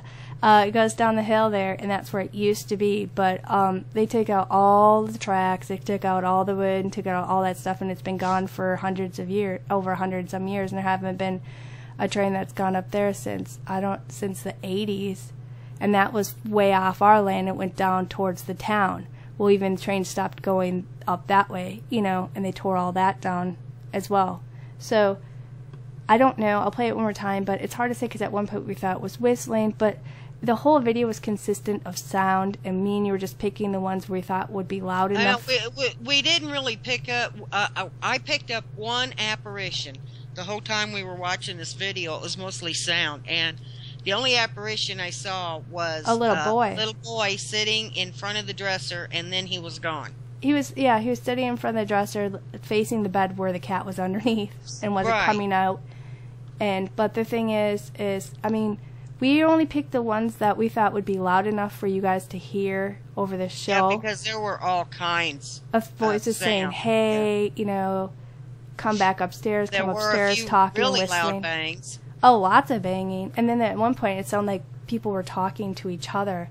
And Right. I'm all the way down. This is on the top level. I'm down in the basement. You know, even sometimes outside. I wasn't doing investigation, but that weird scream. I think it's a scream or something, but you guys are thinking maybe it's breaking of trains and stuff, but I don't know about that. Moose asked, was this outside? No, Moose. It was upstairs. This was in an upstairs room at Raven's family's farmhouse. Yeah, that was made in the 1800s, but it was upstairs in the room, single room. And but at one time, as Raven tells me, there were train tracks that ran through there. Not through the house, down the hill, in the pasture, down the hill behind the house. Property. Yeah, behind the house, down the hill a little bit in the pasture. There used to, in Boston again, used to be the roundabout where the trains would come, turn around, then head all the way back down. Well, they took that out, and they took that out right around when my family bought the land, and that was, you know, like I said, it's been in the family for well over 100 and some years. So that stuff's been gone, and the only nearest railroad track that would have been somewhat close would have been by a nearby town, and that's a good whiles away, and they took that out in the 80s. So as far as this strange noise goes, I mean, you heard it in the house, so me and her thought, she thought it was maybe somebody was whistling, I thought maybe something was screaming or screeching, but the whole time, the whole video that we were watching of this, I mean, there was constant talking and everything, and if I could, we'd play the whole thing, but I can't, you know, because I just thought maybe you guys wouldn't be able to hear it so well. So that's why, you know, we're going to put a bunch of it up in our Spookies Corner on Facebook. But somebody asked me to slow it down. I don't know. Let me check effects and see if I have... Is there even a... They're making fun of you the way you said pasture. Yeah, I see one that says change speed a little bit, so I can maybe try to slow it down, guys, and we'll see how it sounds. So let's try it out here.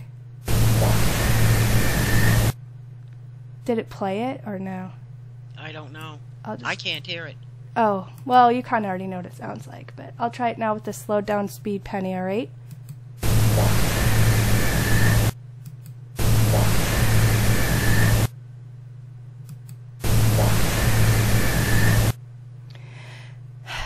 I don't know. That's the one, like I said, you guys are going to have to play with in group and maybe go after it, and then if you guys can figure it out or play with it with Audacity and let us know and then repost it back in group, that'd be awesome. That's one of the hard ones to guess, but definitely the voices where they're saying come upstairs, he's under the bed, or hey, come back, they're pretty easy to hear.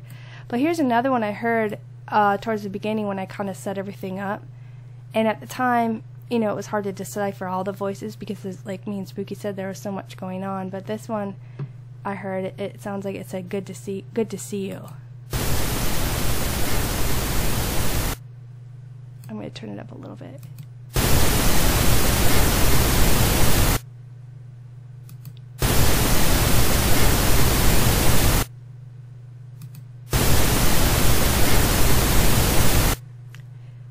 So yeah, that was like 1, 2, 3, 4, 5, you know, EVPs that I played, but like, you know, there's just so much, right, Spicky? Right.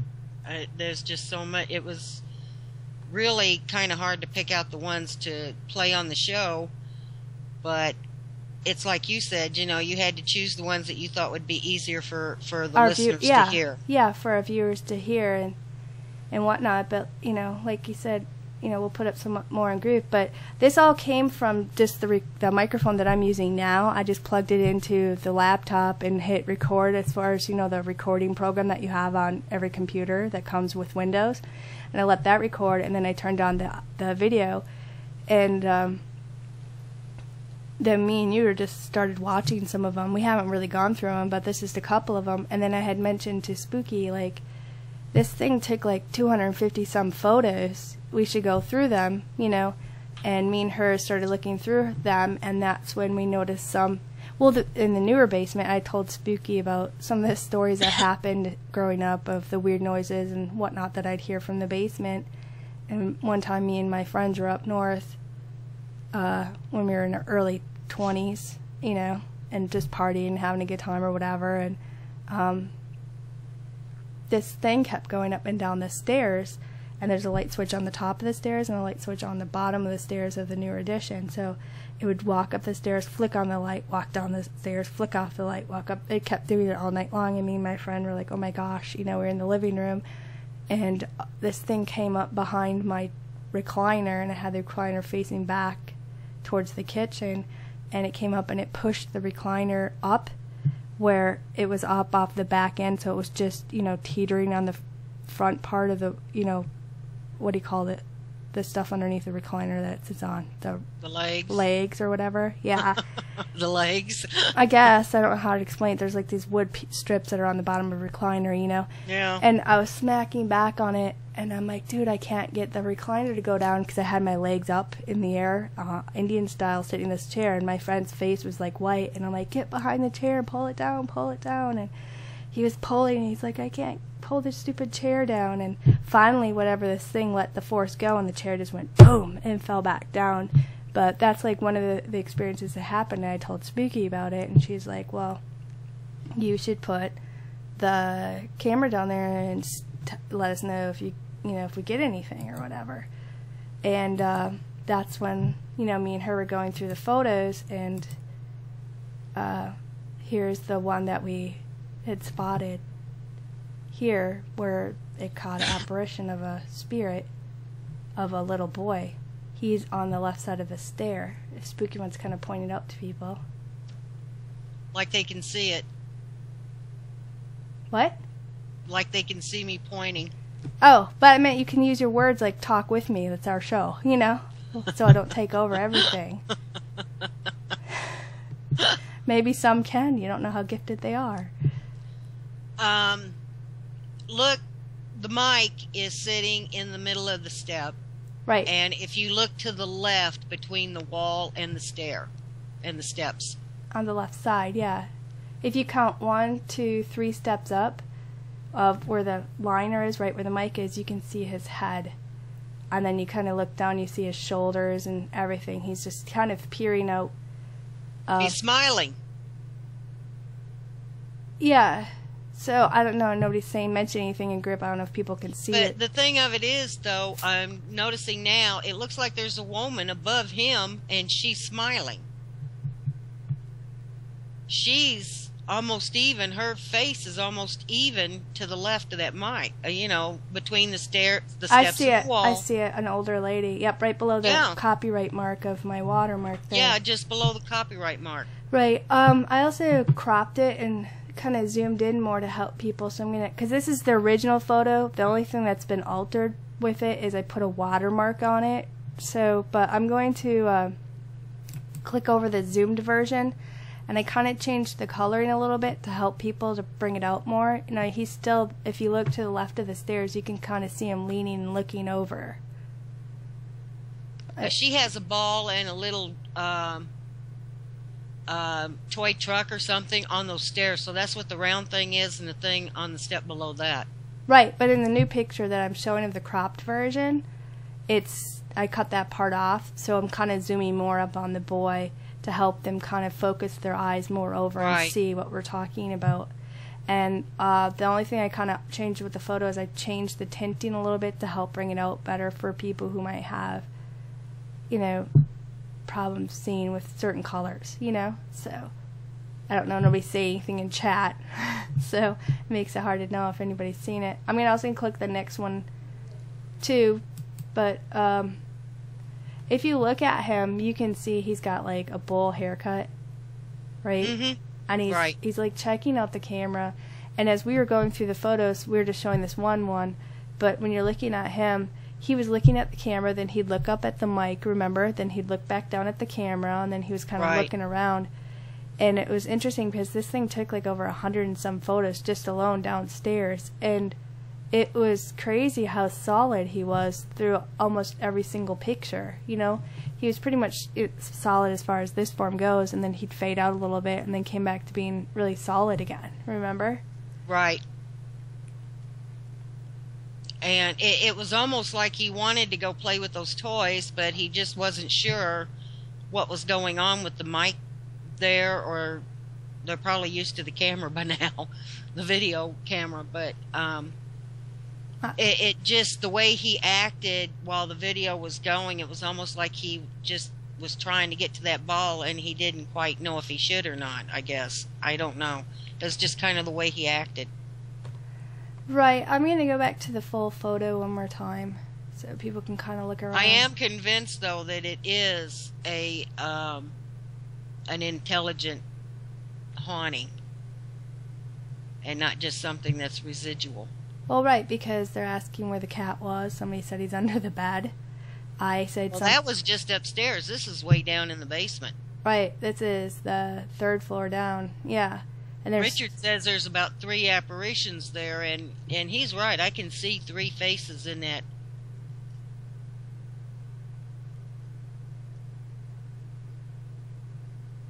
Somebody says there's a lady in the lighter part of the down on the left. Mm-hmm. I just see the boy. He's pretty clear as day for me. I mean, big time clear as day. Well, the woman underneath the copyright mark on your watermark, her face is just as clear as it can be, and the little boy is clear to me. Right. You know, now this picture, I don't see that first face or that 3rd face anymore. But in that last picture that you showed, I saw a 3rd face in there. The zoomed up one here, or the original full-blown one? The one right before you showed this one again. The black and white one. Oh, okay. This one. This one? Well, it's not on yet. I can't tell you. Oh. How about now? It's not on yet. It should be.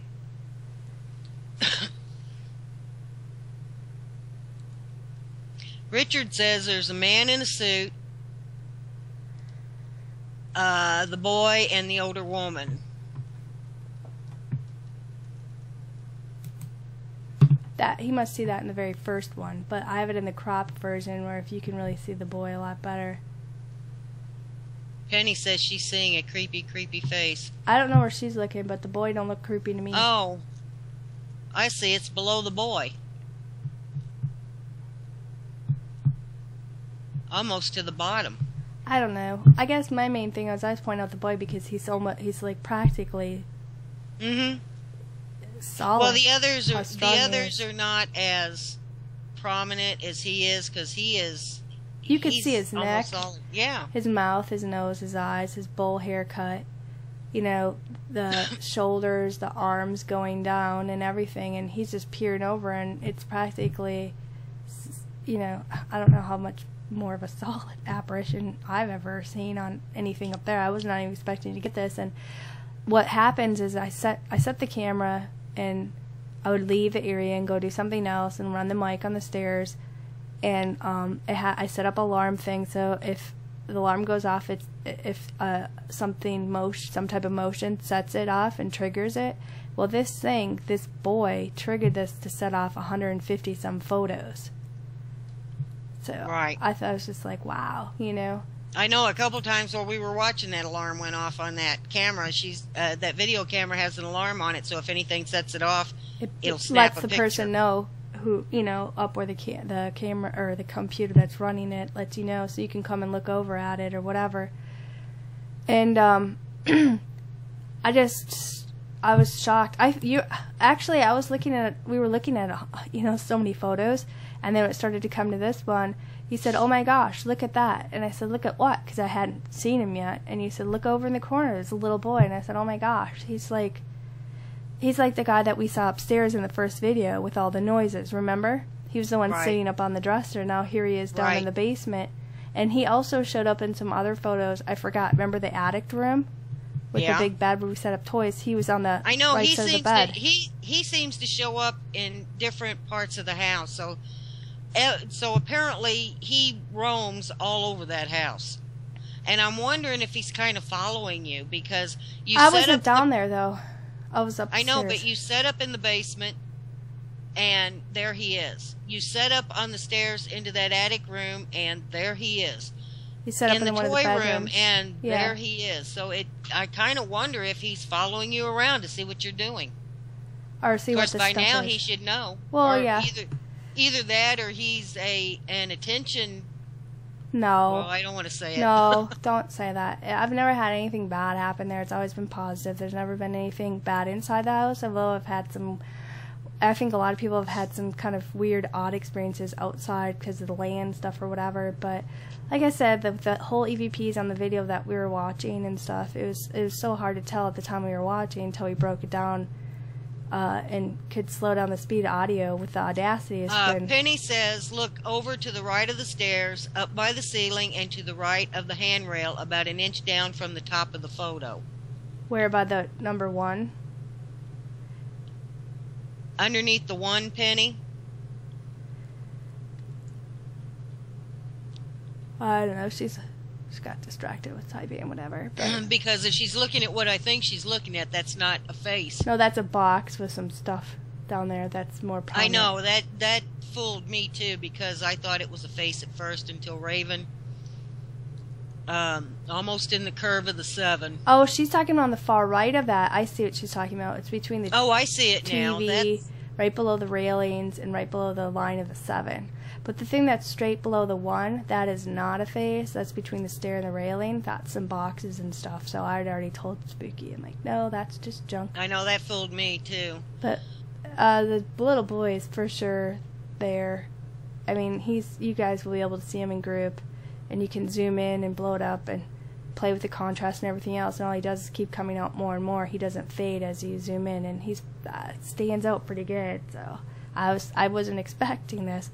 I see what she's talking about, though. It's on the right of the railing, just above the 7. Right. Wasn't that something hanging from the ceiling? Because I asked about that, too.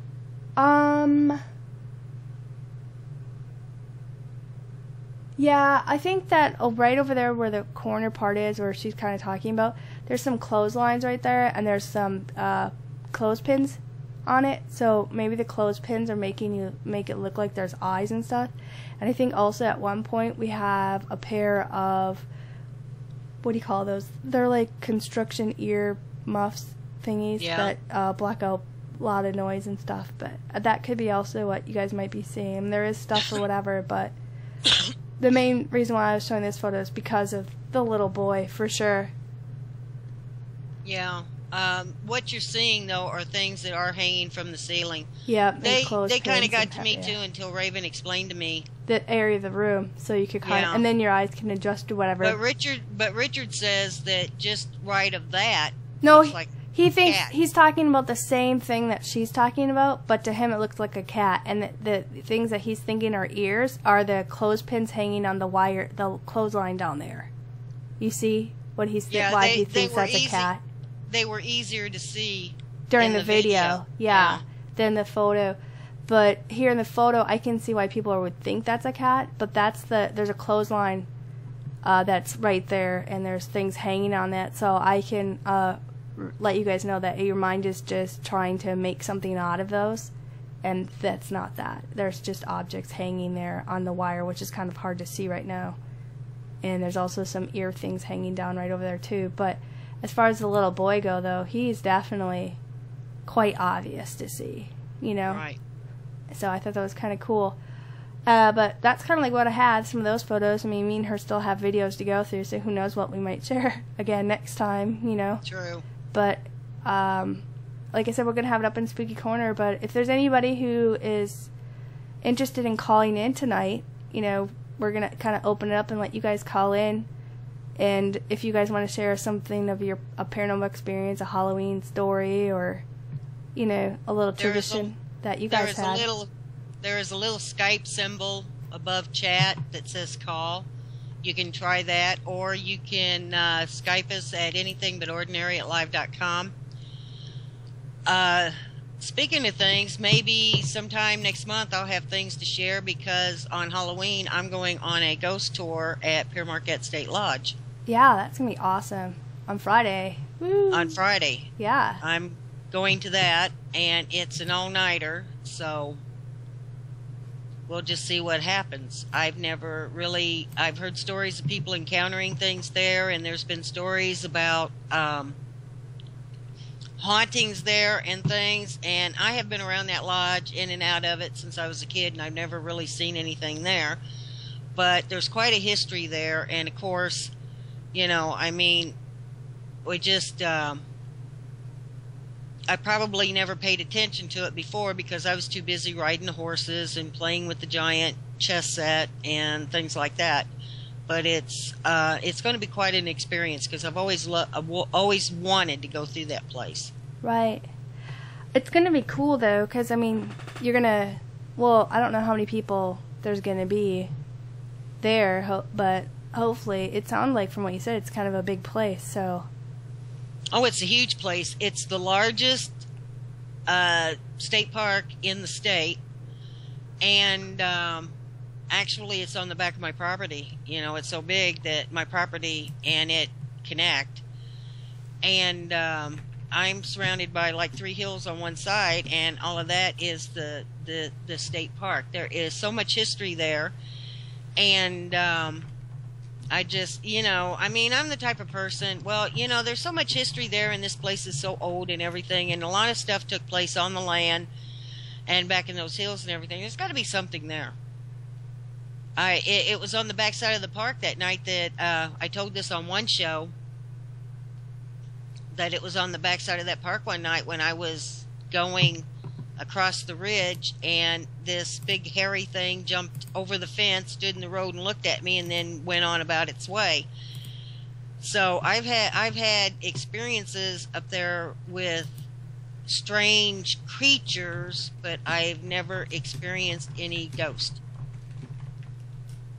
Right, if anybody wants to call in, it's not a telephone number, it's we're doing the show over Skype. So we have a Skype button that's on our website right above the chat in the video. It's blue, and you guys just click on it and it'll call in. Or if you want, you can look us up at, what is it, Spooky? It's anythingbutordinary@live.com. Right, and you guys can call in and share any of your paranormal stuff. Some of the people in chat were asking what's the phone number or whatever. And if Jason was here, we'd bust him out, because he's been begging us for weeks to call in, and now he's not here. I know, I can't believe Jason isn't here. But you have to Skype us. We're not set up with phones yet. Yeah, I don't plan on having phones. Well, you know, it's easier to do Skype, you know. So Skype you can use, you know, you don't even have to have. You could use the Skype through your email, you know, or most people have a Skype account anyway. But it's a little red, or not a little red button. It's the little blue button right above our video thing. Scooby did try to send me something, but I don't know. I closed out some of this stuff. I'm not sure if I'll be able to get into it. Spooky or Scooby, I'm afraid that it might crash the show again. So, Spooky. Oh, great. I don't know. Spooky must have muted again or something, because no, I can't hear her. But she was talking a little bit about Pere Marquette Lodge. So, Spooky. I guess we lost Spooky, so. Penny, call in. You had something you wanted to share a little bit, didn't you?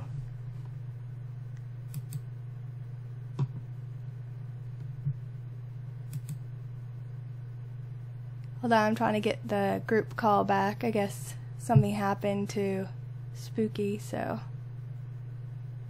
1 second. I'll show up the photos again while I'm trying to get the call back here. of the little boy. I have no idea what happened to Spooky. She must have hung up on me.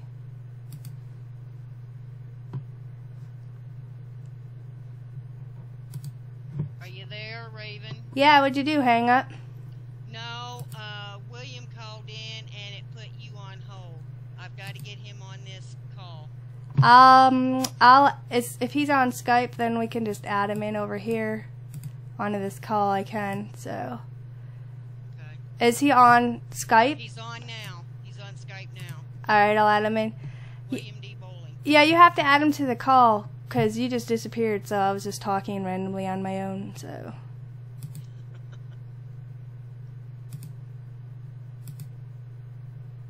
We should be getting him in here a couple seconds. If he hangs up on the other call first, though. Hey, Will, you there? There you go, we got you. Hey. Yeah, you're our first one to use our Skype button, so hooray. And I messed it up because when I answered, I put her on hold. Yes, she's got to learn how to use the live Skyping button better for the first time. It's okay. Oh, that's cool. But, so I'm the first one to use it, huh? Right. Yeah. Hey, it might as well be me. Hey, why not? You know. So what's going on, guys? Well, tonight's kind of like a Halloween theme. We're asking viewers if they want to call in and share any Halloween traditions that they've done or any paranormal experiences that they've had or what have you. So, you got any creepy stories or anything? No. Well, this has been a very, how can I put this nicely? Yeah, no swearing. Not as much as Spooky, though. A very nutty month for the KGB. And I don't mean that in a bad way. I mean, it's been a very nutty month. Let me put it to you. Do you remember seeing the post where I put on there about, remember when you call a paranormal investigator that it's money out of our pocket and so on and so forth, and you know what I'm saying? Yep, that people go out of their way to help people and it's money out of their pocket, but they're doing it to help people, yeah. Right. Okay, there's a reason I put that post out there. I had a woman call me from, oh my gosh, here in Kentucky, which was like an hour and a half away from me.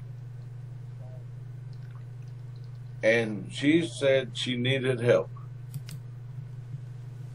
Okay. Uh-huh. So I said, okay, you know, that's why we're here. And, you know, I just didn't realize what kind of help she needed at the time. So what happened was she was telling me, and she had some pictures for me to look at. She had a couple pictures on Facebook for me to look at. She friended me. I looked at them. I said, yeah, those are pretty bright orbs. So I might go, yeah, okay. They were kind of blurry, but they were still pretty bright orbs. So I said, okay, those pretty good. I could say, yeah, those could be considered possible spirit orbs. Okay. That was all it took. So then, and I said, okay, but she said, well, I've been grabbed by my ankle underneath the covers. And I said, okay, well, she said, well, when can you come? I said, well, on the first week of November, I have a wedding that I'm DJing. So that's out. The second week of November, I'm doing the ROH Opera House in Cynthiana, Kentucky. So that weekend's out. It's going to be the third weekend before we can get to you in November, before we can get to you. And I said, that way you'll have our undivided attention and we'll be focused on you. All right. Well, so what happened was she wasn't real happy with that answer. So then what she did was she turned around and she called me up a couple of days later and on a Sunday, and she says, oh, and she called me up, she cries, she's crying. And she said, I downloaded 18 more pictures to Facebook. I said, okay, cool. I said, all right, I'll look at them. And she really had me looking. I mean, I looked hard at these pictures, but one thing I noticed about every one of her pictures, every one of them was so blurry that you could not see them. That was a warning sign to me. Something's up. Something's wrong. Mm-hmm. Okay, because nobody takes that many blurry pictures. I mean, absolutely. No. Unless they're drunk. Yeah, I mean, really drunk. Yeah. You know. Couple moonshines in. So then what I did was I started looking on her Facebook. So I started, you know, being an investigator, you start investigating the client. Right. Right. So I backtracked on her Facebook. When did she first bring up ghost? Her first post about ghost was October 9th. Okay. And then she said, do you believe in ghosts? I said, okay, I'm good, you know. All right, I'm good with that post. And then the next thing you know, and then she goes on to elaborate that a preacher had actually came over and blessed her house. And then she went on to elaborate that the preacher told her that she was schizo. Now, The priest told her that? Yes. I hope that he's got a psychology degree to shoot out stuff like that, but yeah. Well, either way, though, I mean, when a man of the cloth, no matter whether he's got that degree or not, tells you you're schizo, that's another warning sign for me. Okay?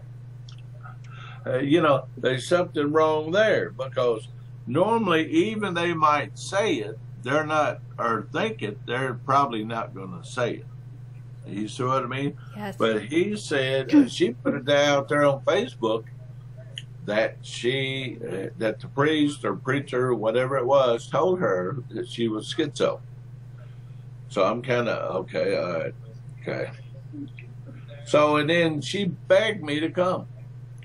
Well, and then what happened was, over these photos that she had, we were going over them. I called Dave over. Me, Dave, and Gail were sitting there on the big screen going over these blurry photos. And they had 2 photos of supposedly they opened the bedroom door and they started shooting photos and there's this mist in the bedroom. Well, first of all, that's another warning sign. Who walks up to the bedroom with a camera in the position to start shooting photos? Okay. Not unless you got cigarette smoke in there already waiting on you. Yeah. Or, you know, what? Smoke machine or something, yeah. And, okay, hold on. And so what happened was, in the middle of this smoke pictures, I mean, they're totally unclear, but I could see what appeared to look like an opening, and it was shaped like a teepee or a Christmas tree shaped opening, and I call it a parting of the mist. Well, lo and behold, they called it a forming of an apparition. Now keep in mind, there's absolutely nothing in this. It's clear as a bell. Totally clear as a bell. I mean, this does shape like a teepee. It's just clear as a bell.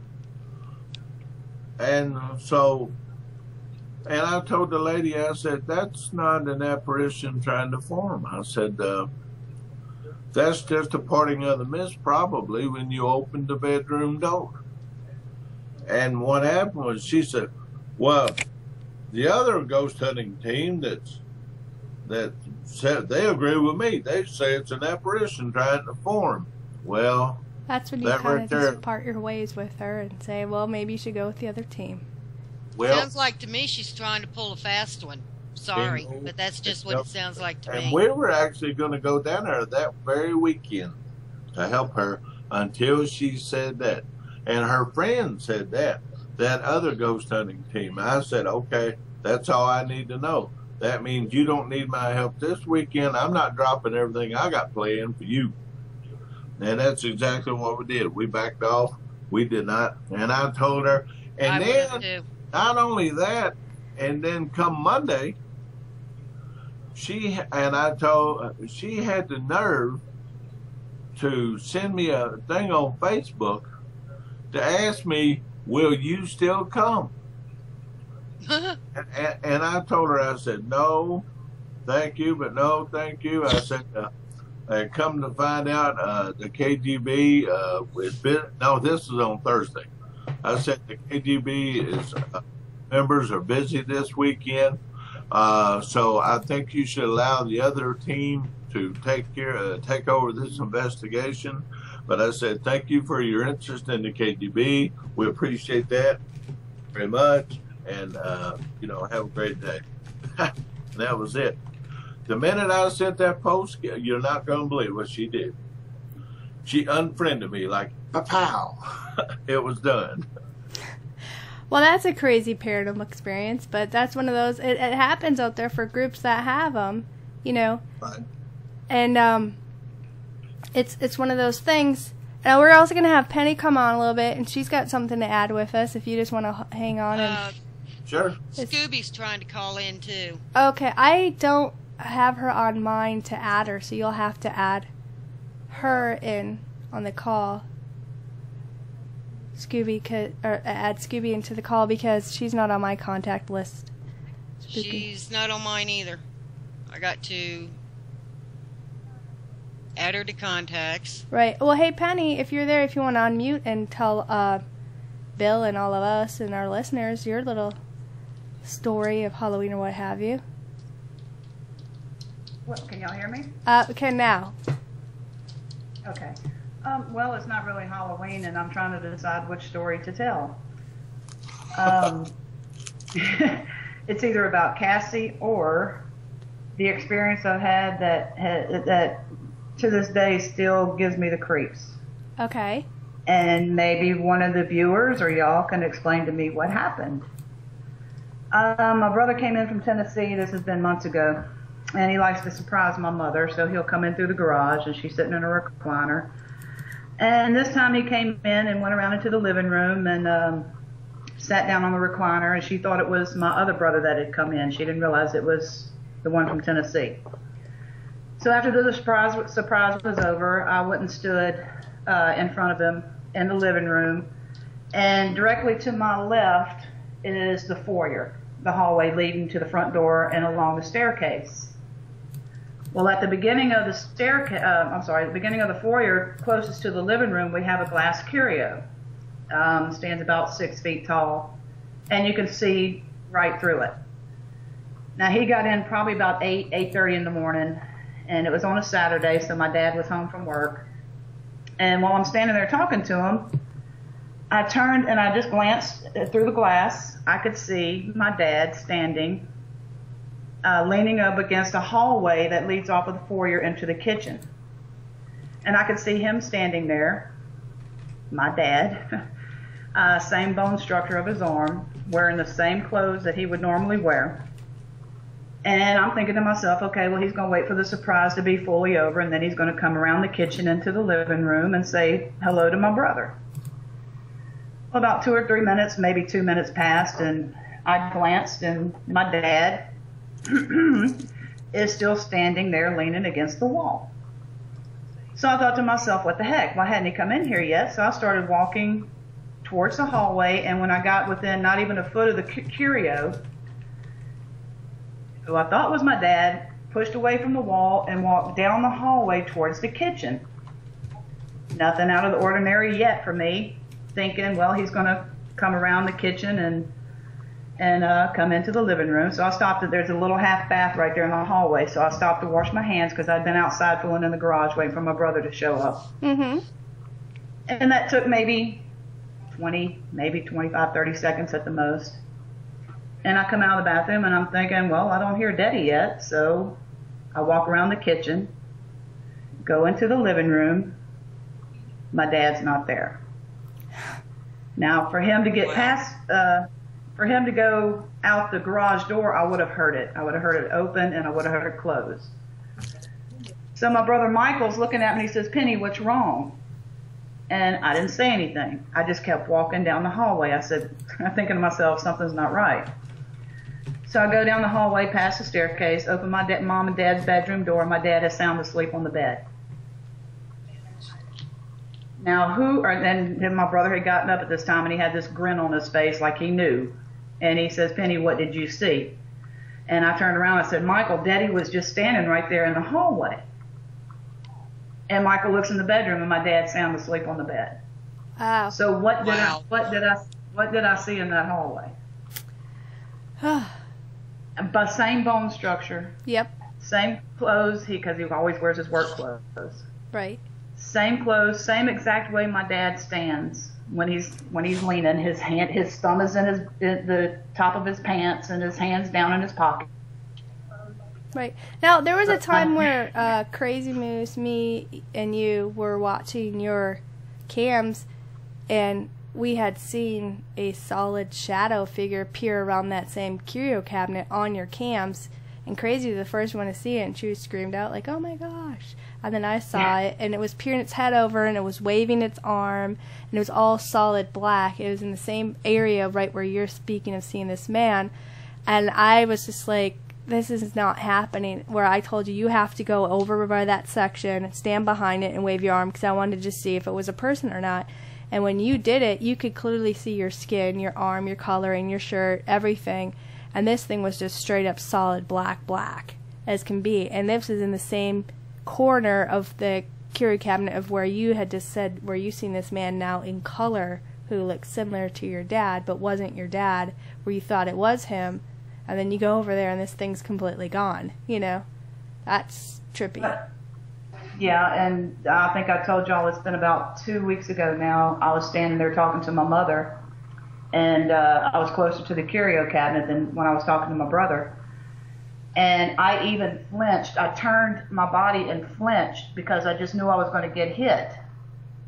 A female, she had long dark hair, I'd say maybe about 5 feet, 5'2".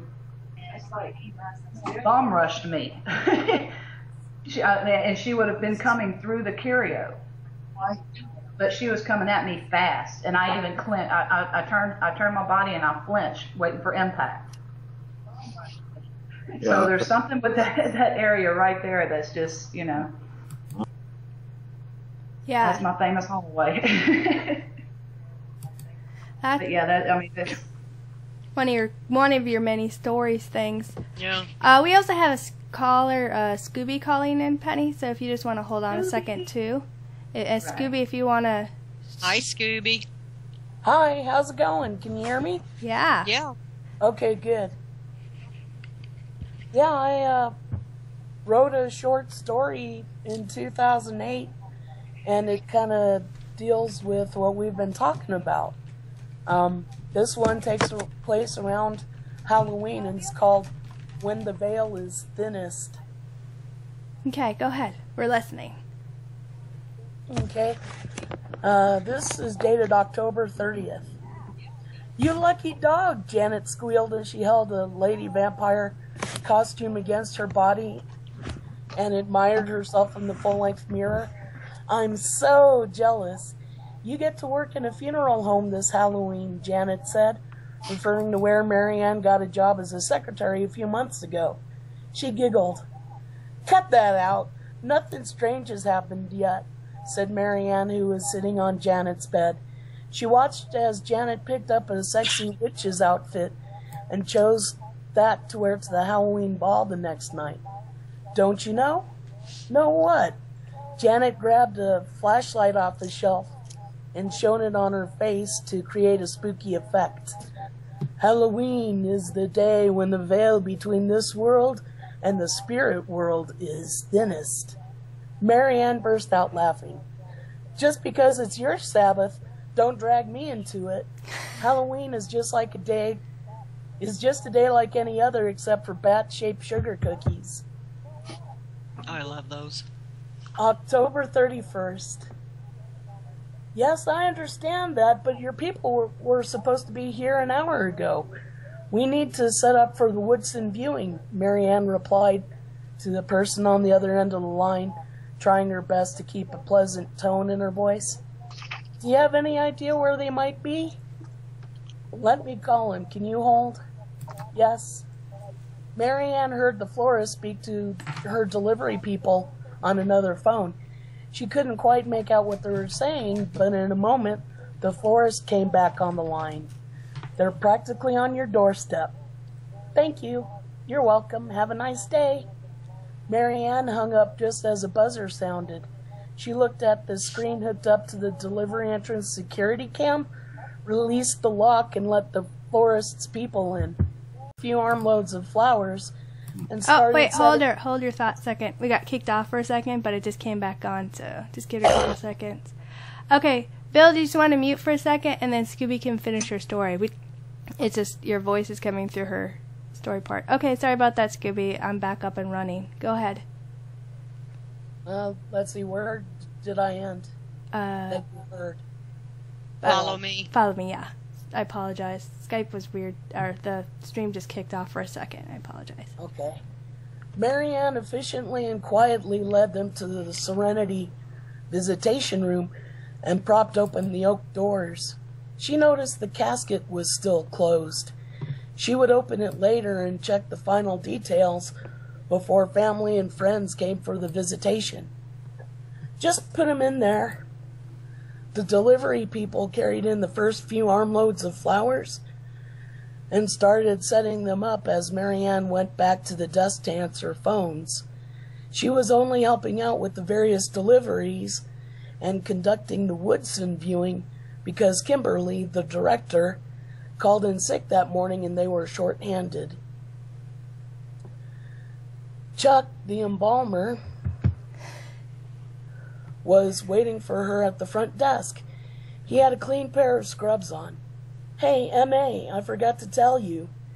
He sauntered over to her desk and set down a Ziploc baggie that had a few pieces of jewelry in it. When the Woodsons brought over Helen's dress, they included a bag of stuff that they found in her nightstand drawer. They're going to sort through and see if they want to bury her with some of it. Marianne looked at some of the things through the bag's clear plastic. Most of the articles were nice, maybe even antiques, but there was a curious brass ring that stuck out from the rest of the items. Wow, how'd that old thing get in there? Mixed in accidentally? Probably. Maybe it was a cheap thing from a carnival game or some vending machine. Marianne smiled. She answered a quick phone call as she put the bag in the wooden cabinet next to her desk and locked the drawer. Then she went to the storage room, got the push sweeper, and headed back to the Serenity viewing room to make sure the room was clean and comfortable. She threw out an old Kleenex, polished the glass end tables, and plumped up the cushions on the sofa. As she was finishing, Chuck poked his head through the door. There's the lady at reception. I didn't hear the bells. Chuck shrugged. Neither did I, but she's waiting. Marianne quickly dumped the cleaning supplies into the empty room next door and hurried back to her desk. Good afternoon. How may I help you? The lady appeared to be in her 70s and was wearing clothes that went out of style years ago. She had on a pink pillbox hat, a white blouse covered by a pink jacket, and a pink calf-length skirt. The ensemble reminded Marianne of Jackie Kennedy's stylish outfits of the 60s. She looked a bit shy. Are you here for the Woodson viewing? Yes. Her voice came through creaky but very softly. Marianne tried to appear delicate and distinguished at the same time. I'm sorry, you're here a little early. It starts in another hour and a half, but you're more than welcome to wait. She noticed the Ziploc bag of jewelry on the desk next to her elbow and thought she'd forgotten to lock it away safely. She mentally berated herself for being so careless. You're related to Miss Woodson? The lady nodded. Marianne set the bag on top of the desk and an idea flashed through her mind. While you're waiting, did you care to sort through her effects? The old lady nodded, and Marianne carefully spread the things onto the desk. The woman slowly eyed the jewelry and picked up the brass ring. She smiled and indicated for Marianne to put everything else back. "Thank you," the visitor said in barely more than a whisper. "You're welcome. The viewing is being held in the Serenity Room." Marianne got up to show her to the room, but the phone rang. "Excuse me. Go on ahead if you want. It's just down the hall and to your right. Let me know if you need anything." The woman left. The phone rang again. The last call was from family who had just lost their dad and was looking for a funeral home to handle the arrangements. Marianne hung up, satisfied that she was able to help them, and looked at the clock to see how much time she had before the viewing. Her work had kept her an hour and she wanted to check on the old lady. "Do you need?" Marianne started as she entered the Serenity Room, but stopped when the old lady was nowhere to be seen. She knew the lady hadn't left through the front entrance because she was facing it while she worked, and the lady hadn't crossed the wide open reception area and passed through the front door. Marianne quickly searched the other visitation rooms and chapel, hoping the old lady didn't get confused and get lost. No luck. Marianne went to the ladies' room. "Hello? Pardon me, ma'am, are you in here?" There was no answer, and she didn't see any feet under the stalls. Thinking the visitor must have gone where only staff was allowed, she checked the break room. The coffee urn on the rolling tray was full and ready, but there was nobody in there.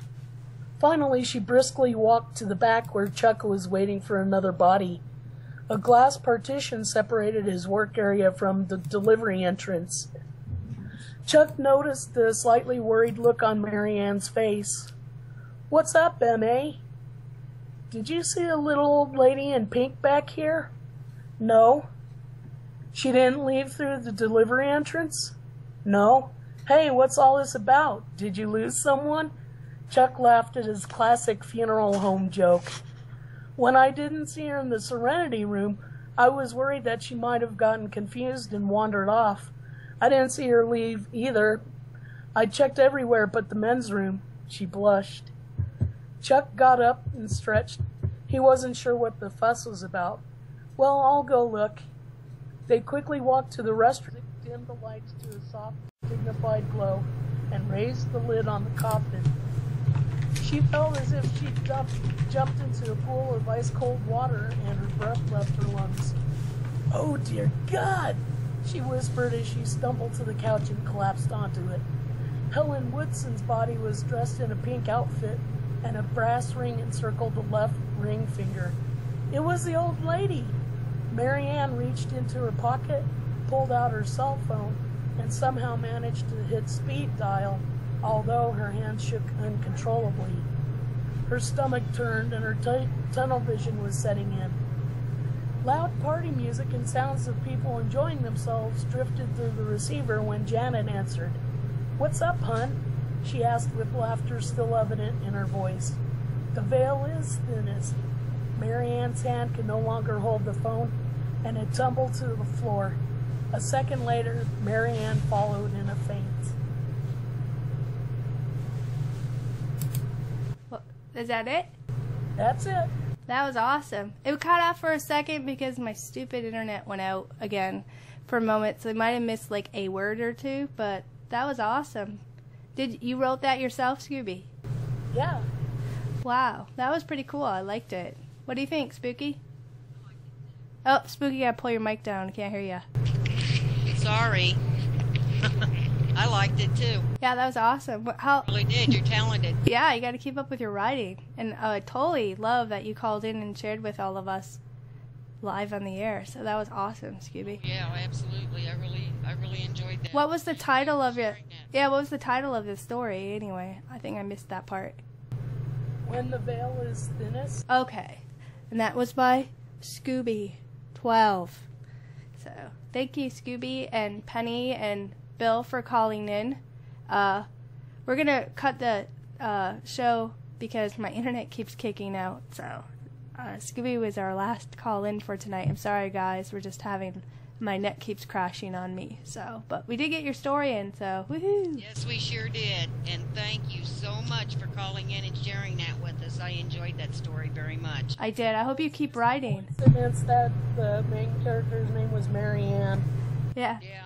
And she worked in a few. Ben works in a funeral home too. That's Scooby's or Spooky's a licensed embalmer and Oh, wow. all that stuff too. So yeah. So oh Yeah, I am. So that was very fitting. So woohoo! And it was a good closeout for our show. So I'm really happy that you guys called in. Yeah. So Thank you, Bill, Penny, and Scooby for calling in and sharing with us. We really appreciate it, and we are so happy that you called. yeah. Thank you everybody who popped in tonight and listening and enjoying some of the stuff that we're doing and sharing with us on Facebook or whatever. Spooky, if you want to tell people what we're going to play next week. I want to thank everybody for coming in and listening to us. I want to thank our mods.